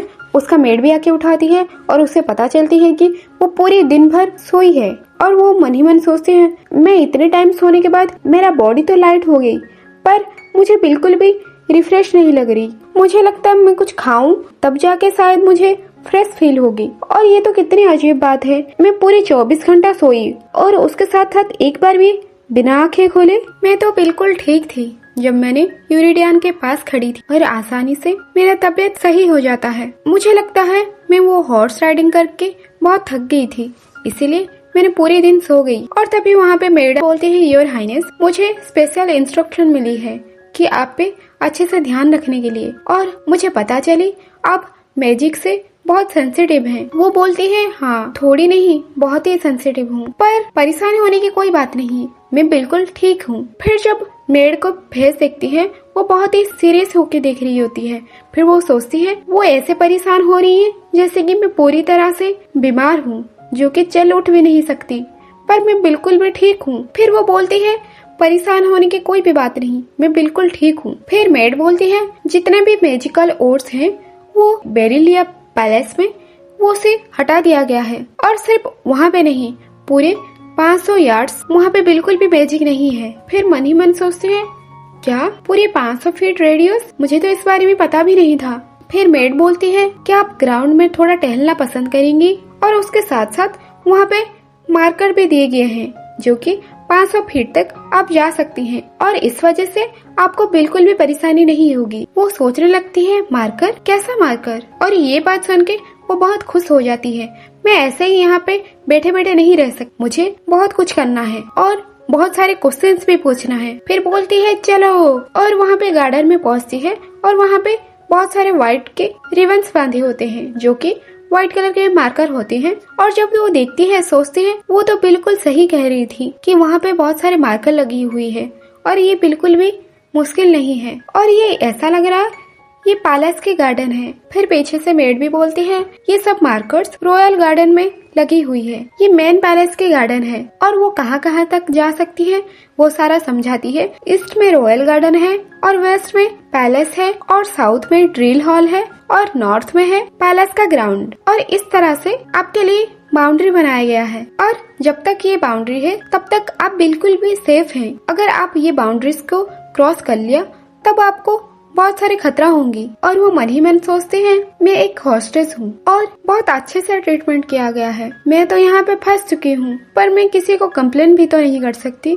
क्योंकि ये मैजिक के कारण मेरी बॉडी में रिएक्शन हो रही है। और बेलकोट नेशन हर साल में मैजिक ओट्स खरीदता है और देखो उन्होंने मेरे लिए मैजिक ओट्स रिमूव किए हैं। इसका मतलब है बेलकोट के किंग की तरफ से पूरी तरह से हॉस्पिटैलिटी रिसीव हो रही है और मुझे इस चीज के लिए बहुत ग्रेटफुल होना चाहिए। और वैसे भी मैं पैलेस से बाहर जाने के लिए कंप्लेन करने में होती कौन हूँ। वो मेड बोलती है किंग ने ऑर्डर किया है कि अगर आप ये बाउंड्री क्रॉस करना चाहती हैं आप उन्हें इमीडिएटली इन्फॉर्म करें। ये बात सुन के क्या इसका मतलब वो मुझे खुद देखने आएंगे? और मन ही मन बहुत खुश हो जाती है और सोचती है शायद वो मुझे वापस से सारा सब कुछ समझाने आएंगे। और मुझे पता है डेकाल्स के डैड बहुत ही काइंड और थॉटफुल हैं। और उसको मेड के बोलती है मैं वो गार्डन में जाना चाहती हूँ। और तभी आता है और एक आदमी और वो बोलता है कि योर हाइनेस मैं आपको कहाँ पे ले जा सकता हूँ। फिर उसका तो रिएक्शन ही बदल जाता है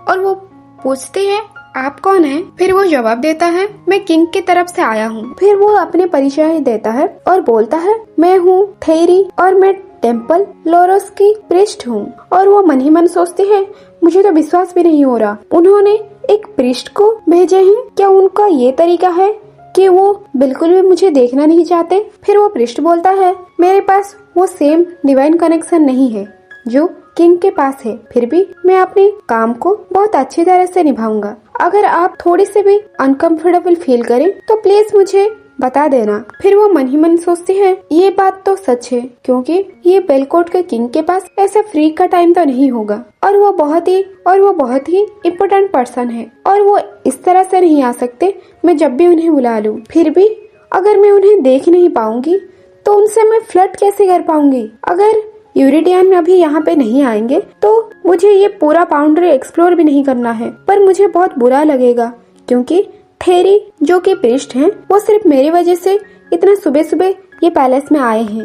खैर ठीक है, और ये डिसीजन यहीं पे खत्म हुई। थेरी वो तो बहुत अच्छी पर्सन है जिनसे मैं बात भी कर सकती हूँ। फिर वो प्रिस्ट सारा कुछ बताता है, उसे बोलता है अगर आप साउथ में जाएंगे तो बैरलिया पैलेस में पहुँचेंगे, और उसके बाद आएगा ड्रिल हॉल, और किंग ज्यादातर वक्त ड्रिल हॉल में रहते हैं, इसीलिए अब वो ड्रिल हॉल में बिल्कुल भी एंटर नहीं कर सकते हैं। वो बोलती है, ओ ऐसा है, और अभी हमने जो ये सेंट्रल गार्डन में आए हैं, ये पैलेस के सबसे रॉयल गार्डन है। हमारा पास्ट में जो रह चुके हैं किंग और क्वीन यहीं पे स्पेशल टाइम बिताते थे, और अभी फिलहाल के लिए बेलकोट का क्वीन कोई भी नहीं है, तो इस वजह से गार्डन के साथ साथ ग्राउंड को भी मैनेज किया जा रहा है। फिर वो पूछते हैं, क्या किंग भी यहाँ पे आते हैं टहलने के लिए? प्रिस्ट बोलता है, बिल्कुल यहाँ पे आते हैं, और वो सामने जो बिल्डिंग दिख रही है वो बेलकोट पैलेस में किंग का पर्सनल रेसिडेंस है, और यही गार्डन के सामने जो पैलेस है उसमें लेडी एलोडिया और किंग साथ में टी टाइम बिताते हैं। और वो बोलती है, ओह बहुत अच्छा इन्फॉर्मेशन है। वो पूछता है क्या? फिर बोलती है, नहीं नहीं कुछ नहीं, और मन ही मन सोचती है वो लेडी एलोडिया के साथ में बैठ के टी पीते हैं। और वो प्रिस्ट से पूछती है, थेरी क्या आप लेडी एलोडिया के बारे में कुछ जानते हैं? फिर वो बोलता है, हाँ, पर ऐसी कौन सी बात? फिर वो पूछते हैं, तो क्या किंग के साथ उनका सगाई हो चुकी है? फिर वो प्रिस्ट बोलता है, उन्होंने अभी तक ऑफिशियली एंगेज नहीं हुए हैं, पर उन्हें ये राज्य की नेक्स्ट महारानी की तरह उनको माना जाता है। फिर वो बोलती है, क्या बस यही बात है? प्रिस्ट बोलता है, ये 5 सालों से यही चलता आ रहा है, और लेडी एलोडिया उनके ये पद के लिए बहुत प्रोटेक्टिव है। और ये सब बात सुन के यूरेनिका खुश हो जाती है, मन ही मन सोचती है इसका मतलब वो ऑफिशियली एंगेज ही नहीं हुए हैं, और वो किंग के साथ चिपकती रहती है। और वो प्रिस्ट बोलता है, और हमारी माजेस्टी बिल्कुल भी ये चीज के लिए मना नहीं करती, और मेरी ओपिनियन ये है कि उनका सगाई हो जानी चाहिए ये साल से पहले। और ये बात सुन के वो सोचती है, क्या मेरी तो दिमाग ही खराब हो रही है? अगर वो बिल्कुल भी ये सब बातों के लिए मना नहीं करते, इसका मतलब क्या उन्हें पसंद करते हैं? फिर वो पूछती है, ओ क्या ऐसा है? क्या महाराज उनके लिए कुछ फील करते हैं? क्या उनके लिए कोई फीलिंग्स है? और वो प्रिस्ट सोच में पड़ जाता है। फिर वो बोलता है कंफ्यूज होके, फीलिंग्स? मैं बिल्कुल श्योर नहीं हूँ, मैंने आज तक ऐसा कुछ भी नोटिस नहीं किया है जो कि मैं जान पाऊँ लेडी एलोडिया के लिए उनके मन में कुछ फीलिंग्स है। और ये बात सुन के वो बोलती है, क्या सच में? फिर वो बोलता है, मैं श्योर हूँ आपने भी ये बात नोटिस किया होगा, पर हमारे जो किंग है वो बहुत सी चीजों में टॉलरेट करते हैं, और उन्होंने अपने हार्ट को एक दीवार की तरह चारों तरफ घेर रखा है। और जब वो टॉलरेट करते हैं, अगर आपने वो लाइन क्रॉस किया, और वो तब थोड़ा सा, वो पूछती है, मतलब थोड़ा सा क्या होगा उसके बाद? फिर वो प्रिस्ट बोलता है, ऐसे कोई बात नहीं योर हाइनेस, और वैसे भी अगर उनके मन में कोई फीलिंग्स नहीं है, फिर भी ये डिसीजन को वो कभी भी डिसलाइक नहीं किए हैं। और सच बात ये है, लेडी एलोडिया एक ग्रेट मैजिशियन है जो कि एक परफेक्ट मैच है, और उनका परफेक्ट पार्टनर बन सकती हैं। और उसके साथ साथ वो टावर ऑफ मैजिक का नेक्स्ट मास्टर है, और बहुत जन उनसे इन्फ्लुएंस होते हैं, और ये पद के लिए वो बहुत ही कैपेबल हैं। और ये बात सुन के वो सोचने लगती है, पर अभी तक तो ऑफिशियली एंगेजमेंट भी नहीं हुआ है। फिर भी प्रिस्ट बोलता है कि जब आपने ये बात बोला तो आपको स्पेशली केयरफुल रहना होगा जब आप बेलकोट के पैलेस में हैं, क्योंकि ये एक पर्सनल रेसिडेंस है, और ये गार्डन में ये मैजिक और जब तक है तब हम ऐसी कुछ बात नहीं कर सकते। तो ये बात आपको ध्यान रखनी पड़ेगी, और इस जगह से जितना दूर हो सके आप गार्डन में जाएं। अगर आप इससे बाहर जाएंगे तो मेरे साथ होते हुए भी आपको खतरा हो सकता है। और वो मन ही मन सोचती है, मैं तो कोई बाहर जा ही नहीं सकती और मेरी जो मिशन है कि हैंडसम किंग को बचाना है। और अपने मन में वो लेवल 1 की तैयारी करती है। अगर मुझे उन्हें सेड्यूस करना है तो मुझे उनको ग्लू की तरह चिपक के रहना पड़ेगा।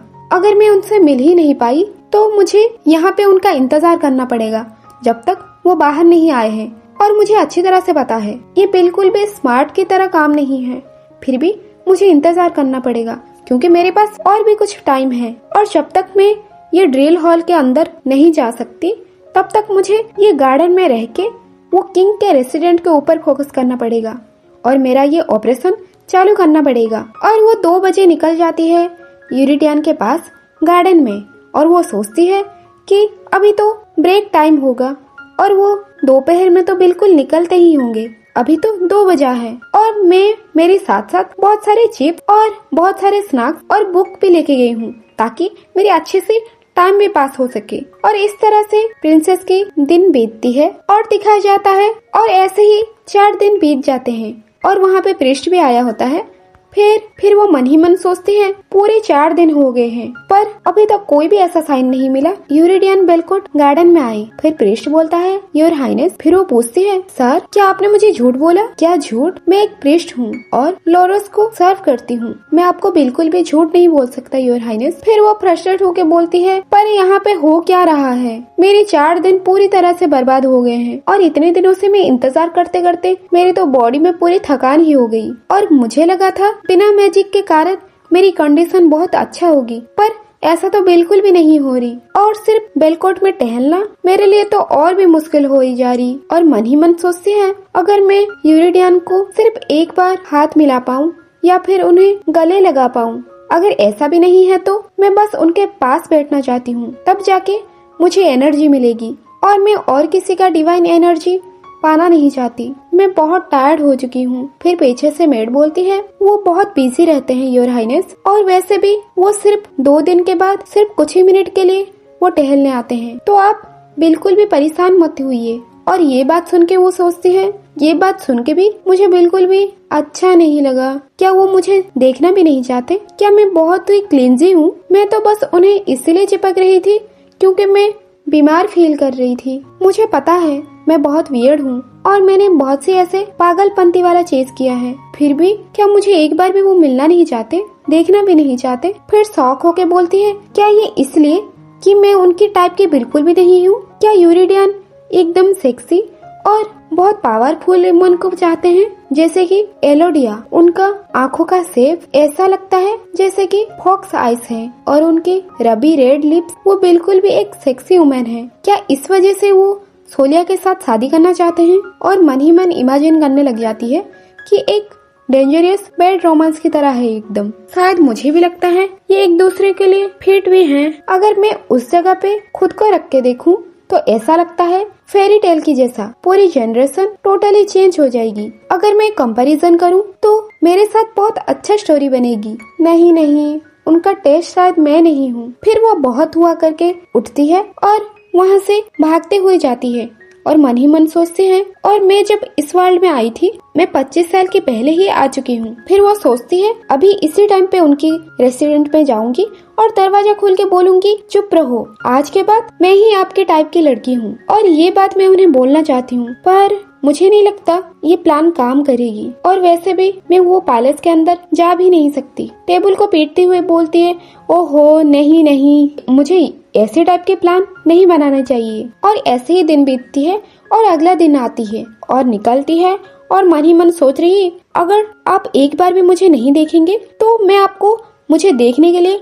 मजबूर ही कर दूंगी। और ये होता है 5वां दिन और ये भी 2 बजे होता है और वो मन ही मन सोच रही मुझे लगता है आज बाहर नहीं आएंगे क्योंकि उन्हें अच्छी तरह से पता है कि मैं उनका इंतजार कर रही। और वो गार्डन में वो नीचे बैठ जाती है और मेड ये सब देखते हुए बोलती है योर हाइनेस आप वहाँ पे क्यों बैठी हैं? और वो नीचे बैठती हुई सोचती है अगर ऐसा है तो मैं यहाँ पे छुप जाती हूँ और वो मुझे देख भी नहीं पाएंगे। और बोलती है मेरियन शांत रहो। फिर पीछे घूमते हुए सोचती है अगर वो अभी भी वो मुझे नहीं दिखे तो मुझे इससे पता चलेगा कि वो बहुत बिजी हैं और आज मैं देखूंगी कि कौन जीतेगा। और दिखाया जाता है और इस सब के बारे में उसे अच्छी तरह से पता होता है और वो जब देखता है फिर सोचता है अभी 2 बजे हैं और उसके साथ साथ आज 5वां दिन भी है। अगर वो ये गार्डन में आके चली जाएंगी तो ये बिल्कुल भी ठीक है।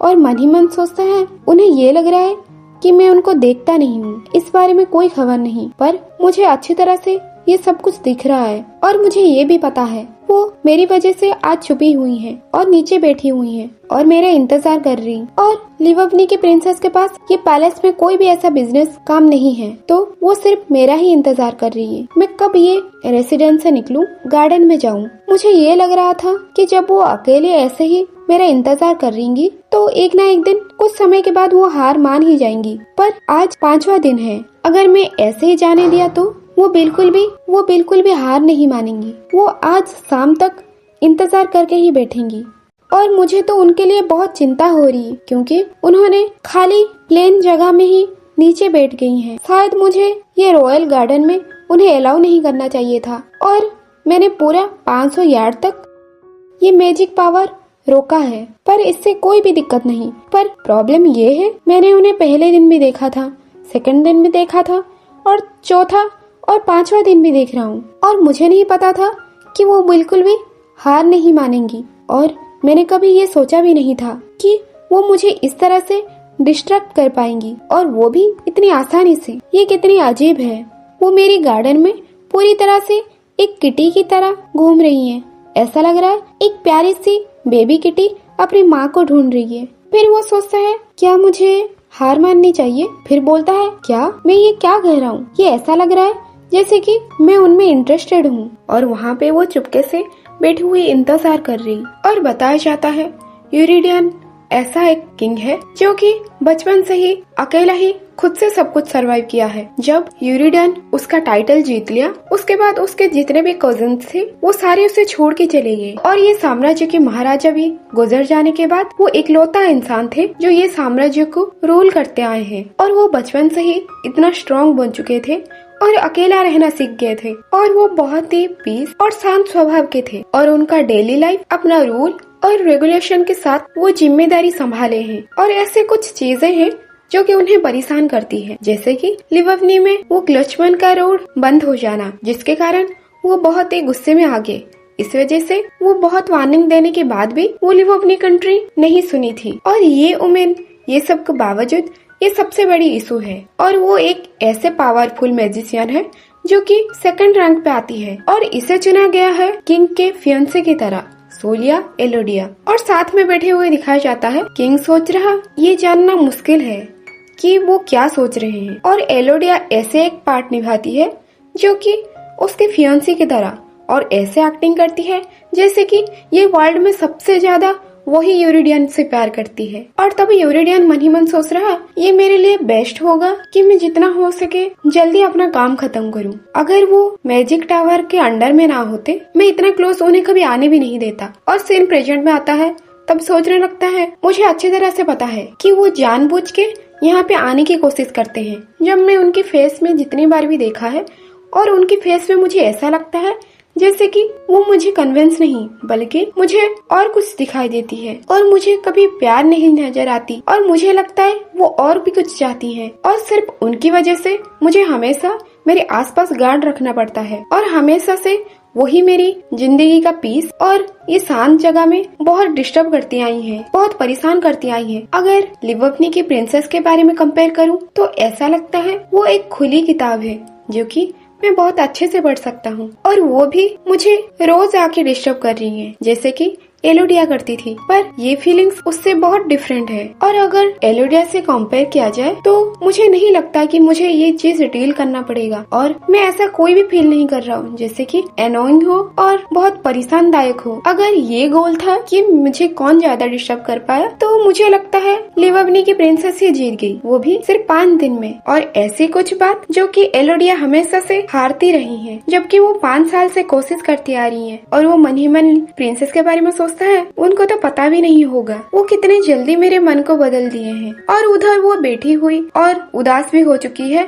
और मन ही मन सोचती है कि मैं इतने देर से इंतजार कर रही हूँ। ऐसा इंतजार करते करते तो मैं मर ही जाऊंगी। मैं तो दिन में खाना खाती हूँ, उसके साथ साथ सोती भी हूँ। मुझे तब भी बहुत टायर्ड फील हो रही है और ऐसा लग रहा है मेरा एनर्जी भी बहुत लो हो गई। और जब पहला दिन था तब दिन से मुझे कोई भी मैजिक रिएक्शन नहीं हुई है, फिर भी मुझे ऐसा लगता है जैसे कि मुझे और एनर्जी की नीड है। और सोचती है ये कितनी अजीब है, जबकि बेलकोट एक होली नेशन है, फिर भी मैजिक और की प्रोड्यूस नहीं करता। शायद ये इसीलिए क्योंकि वो आजियान के साउथ से मैजिक और लेके आते हैं, और शायद ये भी हो सकता है कि ये कंट्री में बहुत सारे मैजिशियन हैं। और एक बात और मुझे तो ये भी पता नहीं है सोलिया ने मेरे पे कौन से ऐसे ब्लैक मैजिक किया था। अगर जब सोलिया ब्लैक मैजिक के कारण इतना तबीयत खराब हो गई थी तो मुझे लगता है जब आजियान की मैजिक होगा तब तो मैं उसी टाइम अपना जान खो बैठूंगी। मैं जितने देर तक यहाँ पे रहूंगी मेरे लिए खतरा उतना ही होगा। और शौक में आके बोलती है क्या होगा अगर मैं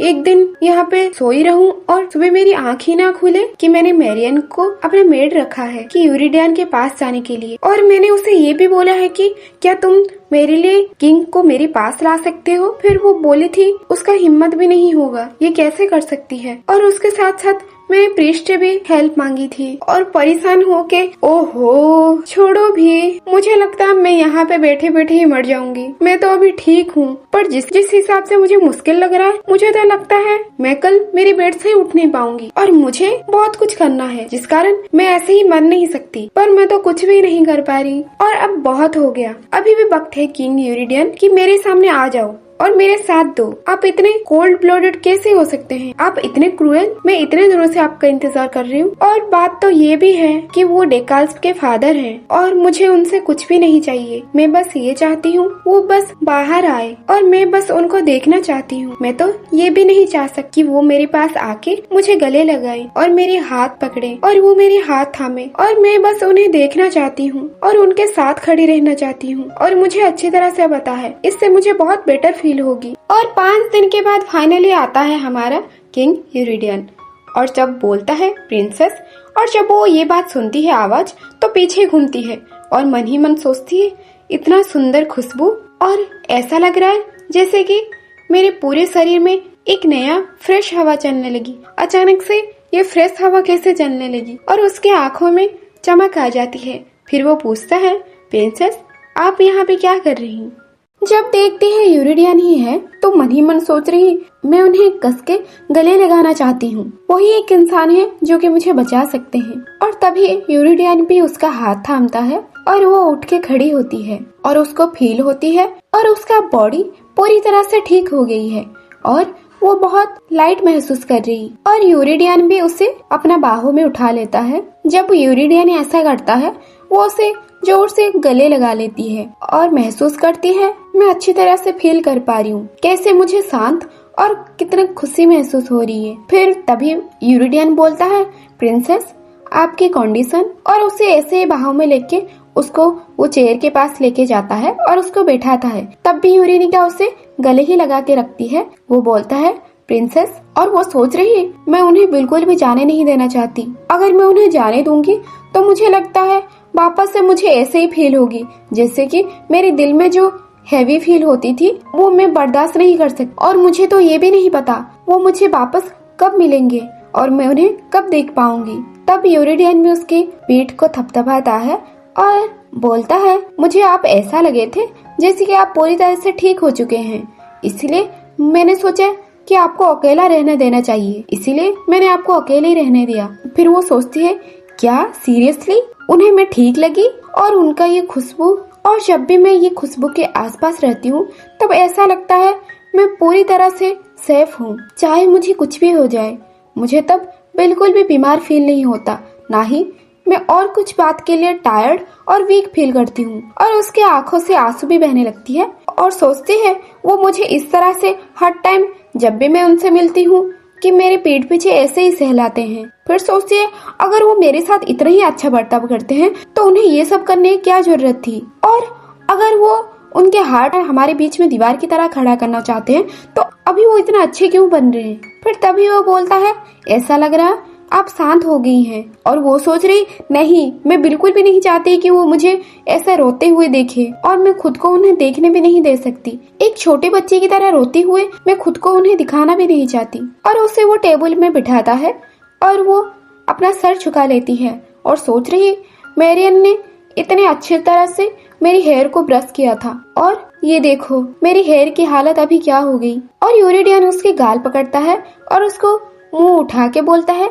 मेरी तरफ देखो। और वो मन ही मन सोच रही, मैं पहले से अभी मैं बेटर दिख रही हूँ, शायद मुझे ऐसे डरावनी इंप्रेशन नहीं दिखाना चाहिए। और यूरिडियन उसे अच्छी तरह से देखता है, ऐसा हो जैसे कि वो उसे स्कैन कर रहा हो। और वो बोलती है, मैं अभी बेटर फील कर रही हूँ। और सोचती है, इससे पहले मुझे जैसे थकान और जैसे परेशानी हो रही थी, ऐसा लगता है कुछ ही मिनट में सारा परेशानी और थकान मिट गई। फिर मुंह बनाते हुए पूछती है, तो आप सच में इतना बिजी थे? फिर वो बोलता है, कहा जाए तो हाँ, थोड़ा सा बिजी था। फिर वो सोचते है, क्या थोड़ा सा?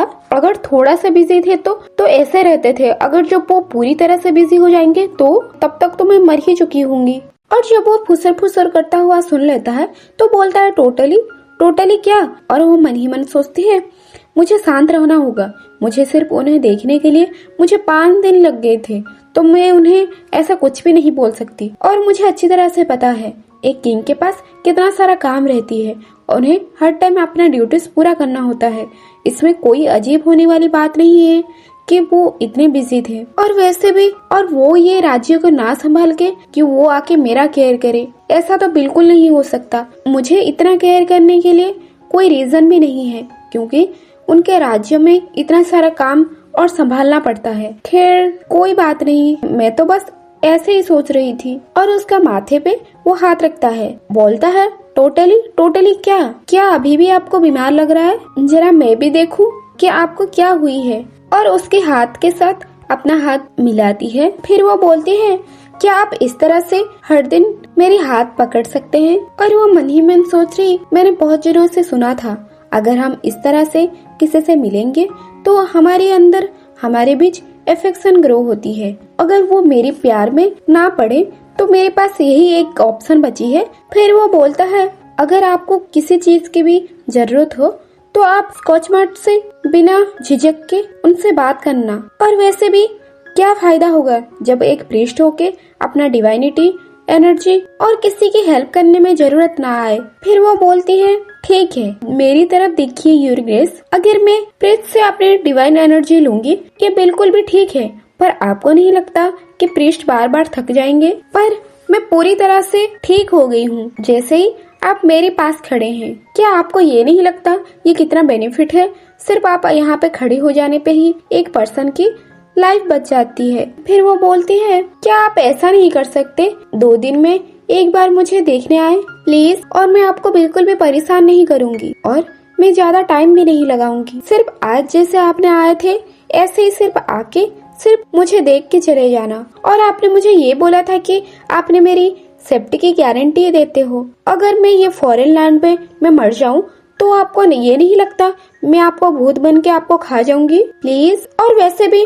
मैं किडनैप होके और ऐसे बीमार होके ये फॉरेन लैंड में जान गंवाना नहीं चाहती। फिर वो सोचने लगता है, फिर बोलता है, क्या हर 2 दिन में एक बार? पर प्रिंसेस मैं कुछ दिन तक बहुत बिजी रहूंगा। और वो सोचती है, क्या अगर मैंने जो बोला अगर ये सब के लिए रिजेक्ट कर देंगे तो मैं? फिर तभी यूरिडियन बोल रहा है, चलो ठीक है, अगर ऐसा है तो मैं हर 4 दिन के बाद आपसे मिलने आऊंगा और बिल्कुल सेम टाइम और हर दिन, और वो भी 30 मिनट के लिए। ये बात सुन के वो बहुत खुश हो जाती है और बोलता है, अगर किसी रीजन से अगर मैं आपसे मिलने के लिए नहीं आ पाया तो आप कृपया करके ऐसे अजीब जगह में छुपने की कोशिश ना करें जैसे आपने आज गार्डन में छुपी थी प्रिंसेस। ये बात सुन के उसका तो मुंह ही खुल जाता है और सोचती है, इसका मतलब उन्होंने मुझे अचानक से नहीं ढूंढा, उन्हें अच्छी तरह से पता है कि मैं वहाँ पे थी। और वो बोलता है, क्या आपने नहीं देखा कि मेरी ऑफिस का विंडो बहुत ही बड़ा है? और ये बात सुन के वो सोचते हैं, मुझे अच्छी तरह से पता है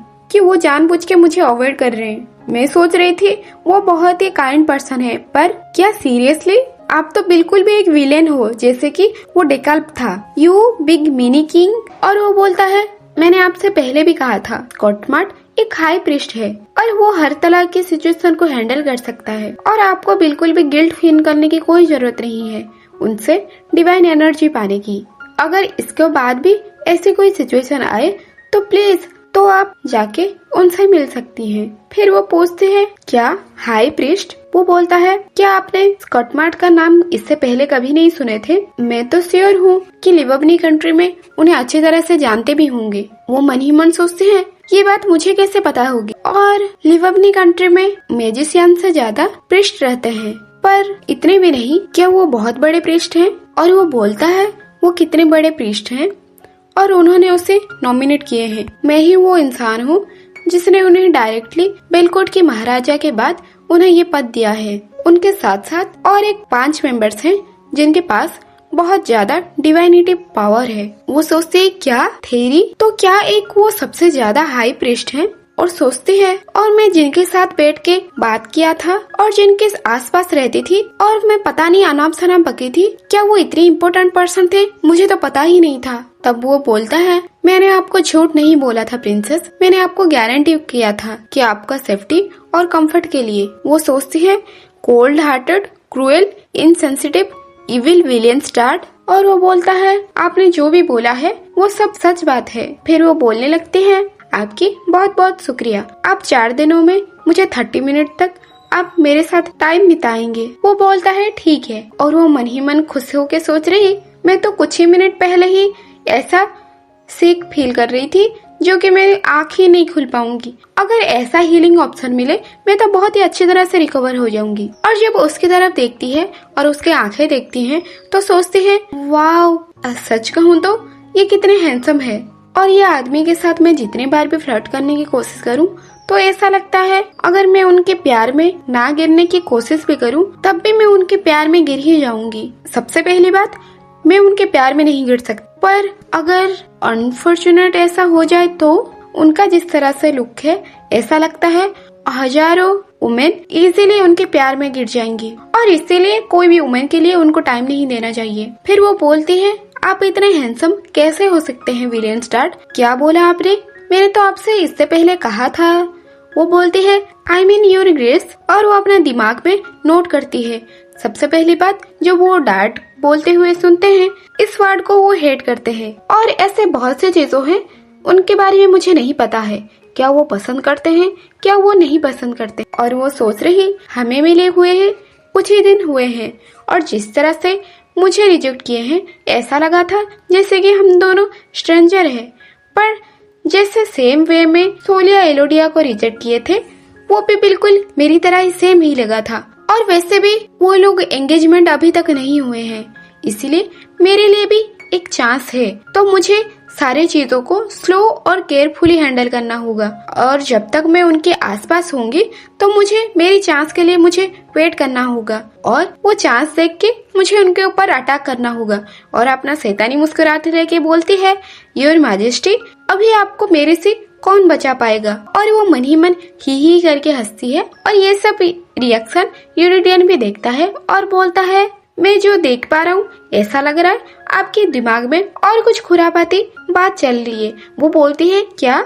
नहीं तो बिल्कुल भी ऐसा नहीं है। वो बोलता है, एटलीस्ट मुझे कुछ गार्ड्स को मेरे साथ रखना चाहिए। और वो बोलती है, प्लीज आपके साथ कोई भी गार्ड्स को मत लेके आइएगा योर मैजेस्टी। और वो मन ही मन सोचता है, मैं ऐसा ही करूँगा और हर 4 दिन के बाद मैं एक बार गार्डन में आऊंगा और उनके साथ मिलूंगा। और 4 दिन के बाद ऐसे ही यूरिडियन उस मिलने आता है और वो उसका हाथ पकड़ते हुए बोल रही, मुझे बहुत ही खुशी हुई, ऐसा लग रहा है जैसे कि मेरी सारी टायर्डनेस गायब ही हो गई। और वो सोचती है, ये इंसान के पास होने से ही मेरी सारी परेशानी दूर हो जाती है। और हर 4 दिन के बाद उनसे मिलना ऐसा लगता है कि हर हफ्ते में मिलना, ये कितनी डिसअपॉइंटिंग है, फिर भी मुझे ये सब करना ही होगा। और वो देखती है, आज उन्होंने जो कपड़ा पहना है ऐसा लगता है वो उनकी सुबह की ड्यूटी में थे। और उनको देख के ऐसा लगता है बिना थके बिना सोए लगातार अपना काम कर रहे हैं और इस दौरान वो बहुत ही बिजी हैं। और उनको देख के ऐसा लगता है वो इस बात के लिए बिल्कुल भी परेशान नहीं होते हैं, ना ही ऐसा लगने देते हैं कि वो बहुत बिजी और काम की थकान में है। और मैं जब भी उन्हें देखूं तो हमेशा एक्सप्रेशन लेस ही होता है, पर आज ऐसा लगता है उनमें थोड़ा सा बदलाव आया है, वो थोड़ी सी टायर्ड लग रहे हैं। और उसकी तरफ देखते हुए बोलती है, मैं अच्छी तरह से कह सकती हूँ, जब वो पूरी तरह से रिलैक्स रहते हैं उस टाइम पे वो बहुत ही हैंडसम लगते हैं। कुछ भी कहो, मुझे तो वो हर सिचुएशन, हर लुक में वो अच्छे दिखते हैं। वो बोलता है, ओहो प्रिंसेस। वो बोलती है, क्या? हाँ बोलिए। फिर अपना टी का कप रखते हुए बोलता है, क्या आप ये सोच रही लिववनी को एक लेटर भेजे? वो सोचते हैं, क्या, कैसे टाइप के लेटर? फिर बोलते हैं, योर ग्रेस, क्या मैं लेटर भी लिख सकती हूँ? वो बोलता है, सच बताऊँ तो मैंने तो इस बारे में सोचा भी नहीं था, पर आपके पिताजी बहुत ही घबराए हुए होंगे। जब तक वो ग्लचम रोड ओपन नहीं किए हैं तब तक तो एटलीस्ट एक लेटर तो उनके पास पहुंचनी चाहिए। वो सोचते हैं, ग्लचम रोड। फिर वो सोचते हैं, हे भगवान, मेरी डैड मुझे किडनैप हुए 3 हफ्ते हो चुके हैं और मैं तो इस बात सोच के साथ बैठी थी कि थर्सिया बिल्कुल भी ठीक है और मैंने तो बाकी बात के लिए पूरी तरह से भूल ही गई हूँ। और मेरी रियल लाइफ में मैं जब बहुत छोटी थी पेरेंट्स गुजर चुके थे और इस वजह से मैं मेरे परिवार का प्यार ज्यादा नहीं पा पाई थी। पर यूरेनिका लिववनी की किंग और क्वीन की इकलौता छोटी बेटी थी और उसके साथ साथ एक प्यारी बेबी की तरह उसे प्यार दिया गया है। और उसके अच्छी तरह से याद आती है कि उसका परिवार वाले उसके साथ कितना अच्छी तरह से ट्रीट करते थे और उसको कितना प्यार करते थे। और वो शौक में आके बोलती है, मुझे क्या हो गया, मैं तो ये भी नहीं सोच पा रही वो मेरी परिवार कैसा रिएक्ट किया होगा। मैं अभी तक जिंदा हूँ, ये बात बहुत इम्पोर्टेंट है। ये कैसे हो सकता है? मैं तो पूरी तरह से लिववनी के बारे में भूल ही गई हूँ। और उसके सर पे गिल्ट के पत्थर गिरती है और सोचती है, मुझे बिल्कुल भी मेरे परिवार के बारे में याद करना चाहिए। मैं जब उनको छोड़ के चली आई तब भी मैंने उनके बारे में सोचना ही भूल गई हूँ। फिर यूरिडियन बोलता है, आपकी डैड बिल्कुल ये सोच रहे होंगे कि हमने आपको एक रूम में बंद करके आपको बिना पानी और बिना खाना के रखा होगा। अगर उनको ये सब फील हुआ, ये तो बिल्कुल भी अच्छी बात नहीं है। और वो सोचती है, उन्होंने मुझे अच्छे अच्छे कपड़े दिए हैं, उसके साथ साथ बहुत सारे स्नैक्स और बहुत अच्छी खाना। और जब मैं इस जगह में हूँ तो ऐसा लग रहा है कि मैं मेरे घर पे ही हूँ। और उन्होंने मेरी सुरक्षा के लिए वो मैजिक और भी फ्री कर चुके हैं। और वो एकदम सच्चे बोल रहे हैं कि मैं यहाँ पे रहना सीख गई हूँ और मुझे यहाँ पे रहने में बहुत ही मजा आ रहा है। उसके साथ साथ किंग मेरे पास एक प्राइवेटली मिलने भी आते हैं। तब यूरिडियन बोलता है, आपको बहुत आसानी होता जब आप अपना मैजिक के थ्रू अपने पिताजी को देख पाते, पर आप तो ये सब बिल्कुल ही नहीं कर सकते, इसलिए आपको लेटर लिखनी ही चाहिए। और मैं तो भूल ही गया था, लिववनी मैजिक स्पेयर कनेक्ट ही नहीं कर पाती। फिर वो अपना मुस्कुरान लेके बोलती है, लिववनी छोटा किंगडम है, मैं लेटर लिख रही हूँ, मैं लिखना चाहती हूँ, मैं अभी के अभी लेटर लिखूंगी। और अपने डैड के लिए वो लेटर लिखती है, मैं बिल्कुल ठीक हूँ पिताजी, ये बेलकोट के किंग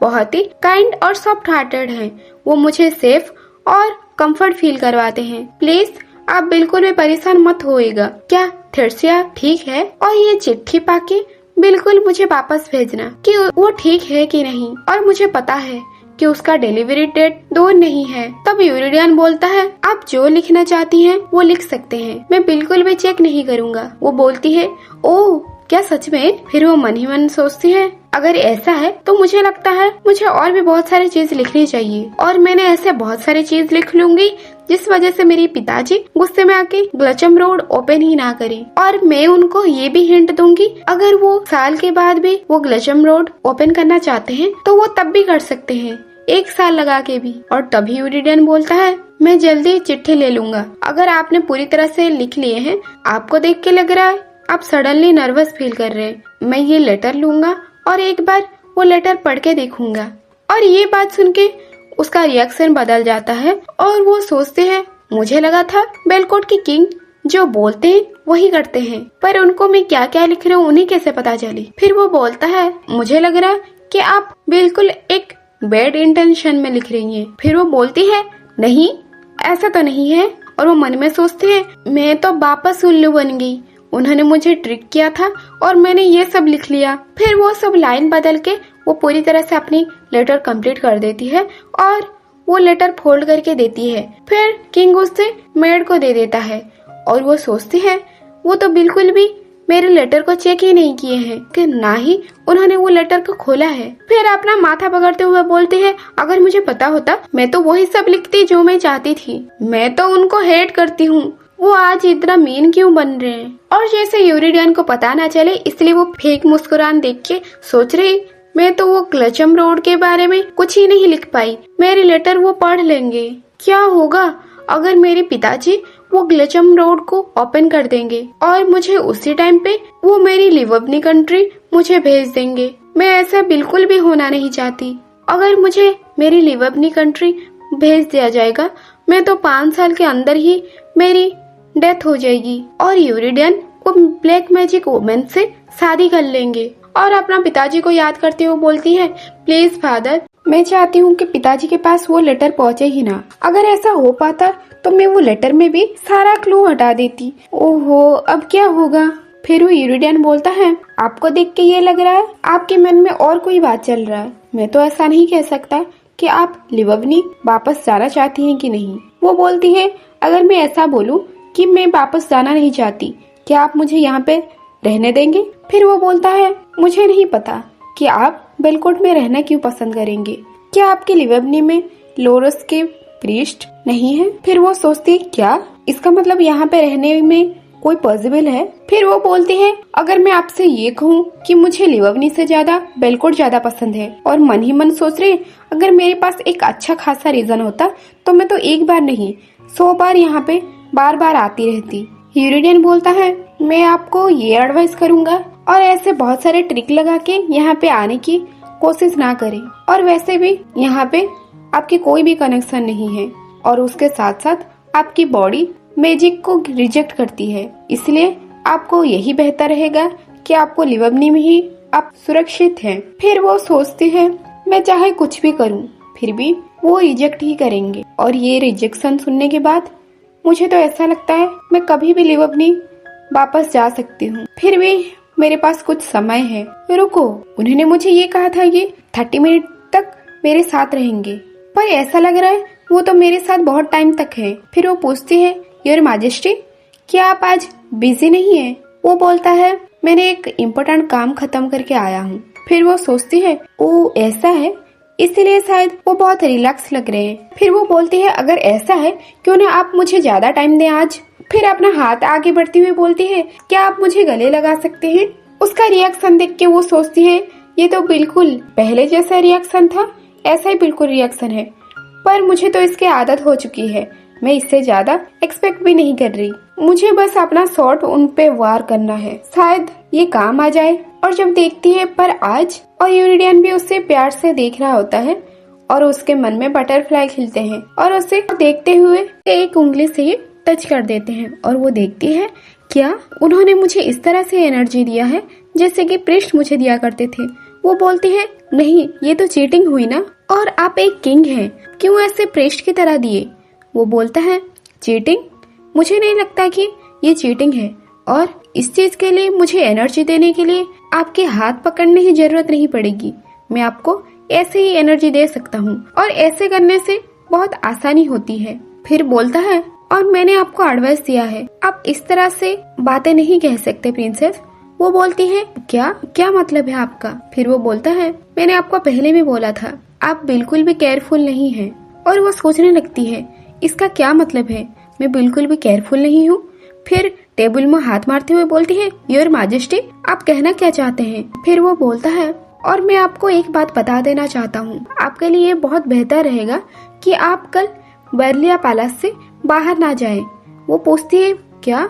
पर ऐसा क्यों? फिर वो बोलता है, मुझे लगता है कल सोलिया एलोडिया ये रॉयल पैलेस में आ सकती है। फिर वो तो पूरा चिंता में पड़ जाती है और इधर उधर घूमते हुए सोच रही, मैं अब क्या करूं।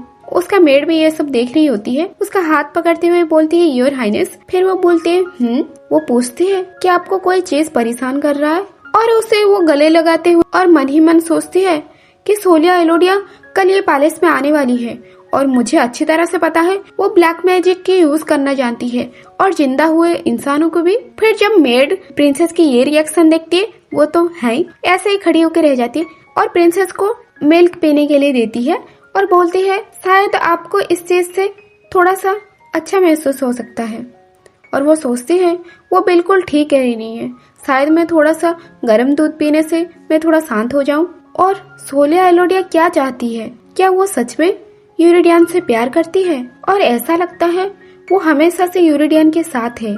और एक वुमेन होके वो इतना पावरफुल कैसे हो सकती है। उसके साथ साथ उसने तो मुझे भी डरा दिया। और वैसे भी मैं एक छोटा राज्य की प्रिंसेस हूँ और जब भी वो मुझे देखेगी उसी टाइम पे मुझे नीचा दिखाने की कोशिश करेगी। और उस दिन जैसे मुझे जेलेसी के कारण फील हुई थी, मैं तो वो याद करना भी नहीं चाहती। वो तो मेरे लिए एक खराब मेमोरी की तरह ही है। खैर कुछ भी हो, पॉइंट ये नहीं है कि वो यूरिडियन से सच में प्यार करती है कि नहीं। सबसे इम्पोर्टेंट ये है कि उसका मकसद क्या है और वो यूरिडियन के साथ शादी करना क्यों चाहती है, जबकि उसे पता है जो इंसान के साथ वो शादी करने वाली है उसका एनर्जी ही पूरी तरह से ऑपोजिट है। और बोलती है, डेकाल्ब तुम एक मॉन्स्टर हो, तुम्हें तो पैदा होना भी नहीं चाहिए। उसे ही सोलिया ट्रेन करती है और उसे बोलती है कि तुम एक मॉन्स्टर हो और तुम एक स्ट्रॉन्ग डिवाइन पावर को इविल मैजिक के द्वारा तुम उसे मिटा सकते हो। अगर तुम्हें सब कुछ पाना है इस दुनिया में तो ये तुम्हें करना ही पड़ेगा। और वो सोचते हैं शायद यही उसका मेन प्लान है। ये ब्लैक मैजिक के कारण वो गॉड से भी ज्यादा पावरफुल बनना चाहती है। और अगर वो चाहती है कि अपना बेटे के थ्रू वो ये सब कर पाए तो वो सब कुछ पा लेगी। ये तो बहुत ही भयानक एक्सपेरिमेंट है, क्योंकि मैंने नोवेल में अच्छी तरह से पढ़ा था जब डेकाल्ब जब ब्लैक मैजिक सीख लेगा सारा डिवाइन पावर खत्म हो जाएगी। पर ये सब वो करवाना क्यों चाहती है? क्या वो अपने सन के थ्रू ये वर्ल्ड का सारा पावर अपना लेना चाहती है, इविल पावर के साथ साथ गॉड्स की पावर भी? क्या ये एक राज है? और वो सोचते हैं मुझे तो कुछ समझ में नहीं आ रहा और शायद मुझे ये बैरलिया पैलेस में छुप के रहना पड़ेगा जैसे मुझे यूरिडियन ने सजेस्ट किए थे। मैंने तो उसे सच में चिढ़ाया था जब मैंने वो एलोडिया से पहली बार मिली थी, पर मैंने तो पूरा टाइम उसे अवॉइड नहीं कर सकती जब मैं ये पैलेस में हूँ। और ऐसा भी हो सकता है मुझे कभी भी लिवबनी भेज दिया जा सकता है और मुझे सबसे पहले ये बात श्योर करनी होगी कि वो लोग जैसे शादी ना कर पाए। और मेरे पास सिर्फ एक ही ऑप्शन है। सबसे पहला कि मुझे वही सब करना है जो वो सब करते हैं, उन दोनों के बीच में मुझे इंटरप्ट करना है। और दूसरी ऑप्शन ये है कि वो ब्लैक मैजिक में मेरी खुद की बॉडी को सेक्रीफाइस कर देना, क्योंकि वो बात मैं प्रूव कर सकूं। इनमें से मुझे क्या करना चाहिए? अगर मैं ऑप्शन 1 ट्राई करूंगी, अगर उन दोनों के बीच में मैं जाऊंगी और वो तो मुझे एकदम से ही उसके ब्लैक मैजिक में मुझे जान से मार देगी और सोलिया ये ब्लैक मैजिक करते हुए पकड़ी जाएगी। और जब ये बात यूरिडियन को पता चलेगी कि मेरी डेथ हो गई है उसके ब्लैक मैजिक के कारण, उन्हें सच पता चल जाएगी और वो हमेशा से अकेला खुश रहेंगे और ये हैप्पी एंडिंग हो जाएगी। पर हाँ, मैं ऐसा बिल्कुल भी नहीं कर सकती। मैं इस तरह से मर नहीं सकती। इस स्टोरी की कितनी बुरी एंडिंग होगी। मुझे वही सब करना पड़ेगा मैं जिससे मैं जिंदा रह पाऊँ। और सोचती है बस अब बहुत हुआ, मैं कल ऐसा ही एक्ट करूंगी जैसा मैं हमेशा से करती हूँ। मैंने ज्यादा कुछ तो प्लान नहीं किया है, फिर भी मुझे वो प्लान को अप्लाई करना पड़ेगा और मुझे शुरू करना पड़ेगा। और नेक्स्ट दिन आता है, सुबह होती है और यूरिडियन उसके पैलेस से आ रहा होता है और वो मन ही मन सोच रहा होता है 3 हफ्ता बीत चुके हैं और मैंने 3 हफ्ता से पहले लास्ट बार सोलिया को देखा था।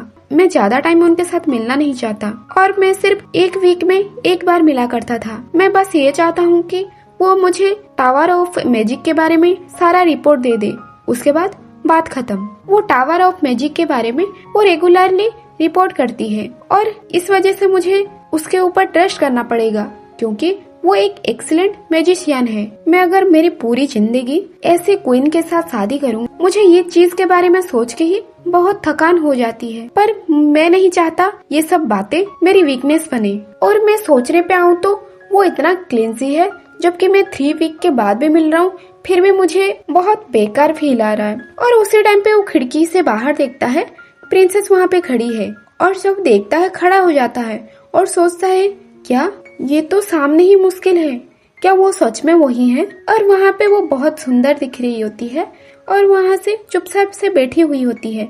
जब वो अपना सर घुमाती है तब वो यूरिडियन को भी देख लेती है और मुस्कुराते हुए खुश होके उसके पास भागी हुई चली आती है, बोलती है योर मैजेस्टी। और जब वो खिड़की के ऊपर उसे देखने की कोशिश करती है पर वो खिड़की बहुत ही ऊंचा होता है। सोचती है ये तो बहुत ऊंचा है, मैं तो उन्हें देख भी नहीं पा रही हूँ। फिर उसे नॉक करती है और बोलती है प्लीज क्या आप ये खिड़की खोल सकते हैं?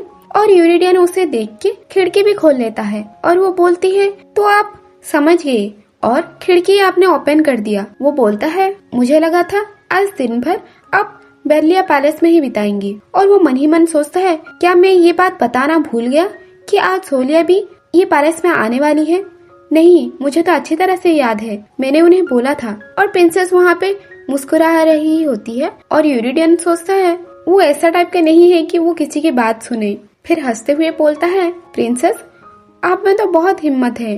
फिर वो बोलती है आपको तो पता ही होगा मैं बिल्कुल भी एक प्रिडिक्टेबल वुमन नहीं हूँ। फिर वो सोचता है अगर सच बताऊं तो वो आज बहुत सुंदर लग रही है। क्या ये इसीलिए क्योंकि उन्होंने व्हाइट ड्रेस पहनी है? अगर वो व्हाइट ड्रेस ना पहने शायद ये अच्छा रहेगा।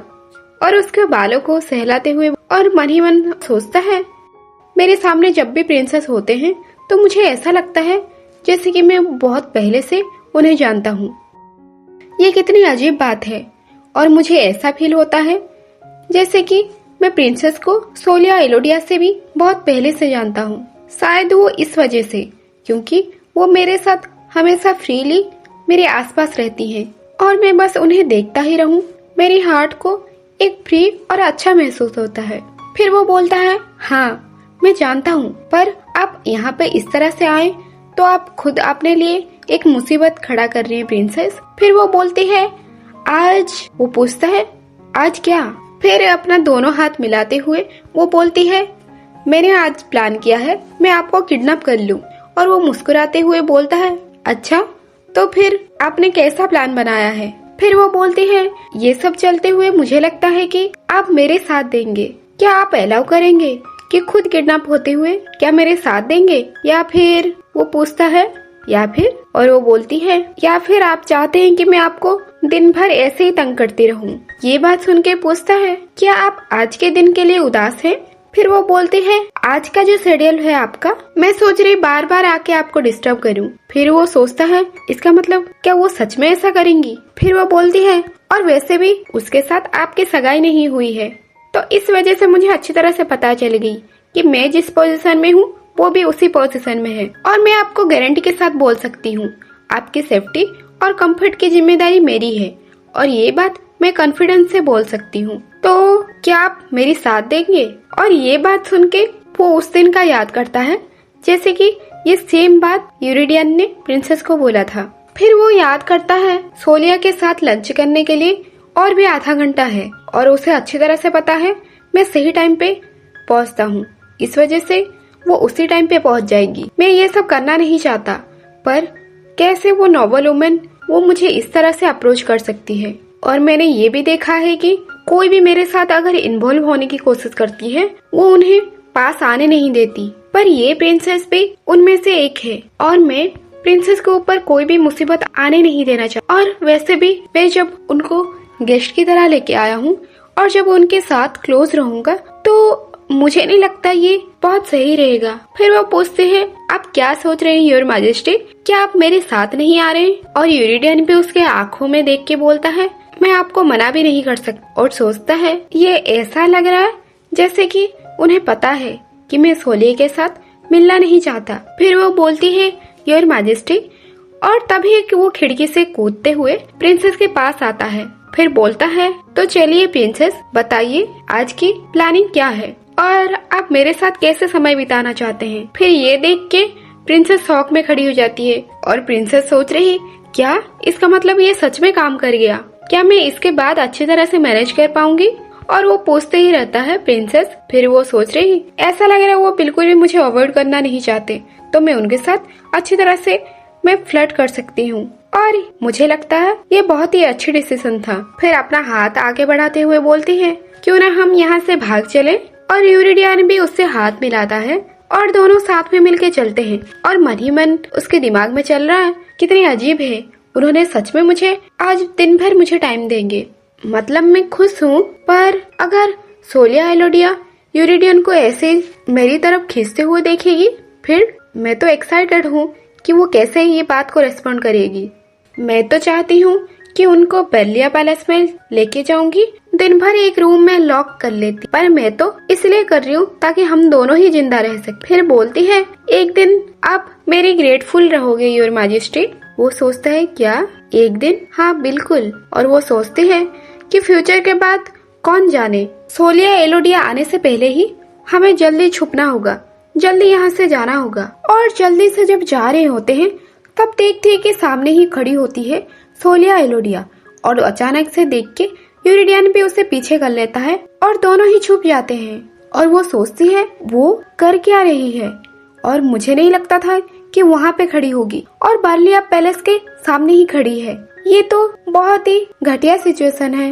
और यूरिडियन बोलता है कि शांत रहो, नहीं तो प्रॉब्लम हो जाएगी। वो सोचती है असली प्रॉब्लम ये नहीं है, असली प्रॉब्लम ये है जब यूरिडियन मुझे छोड़ के सोलिया के पास चले जाएंगे।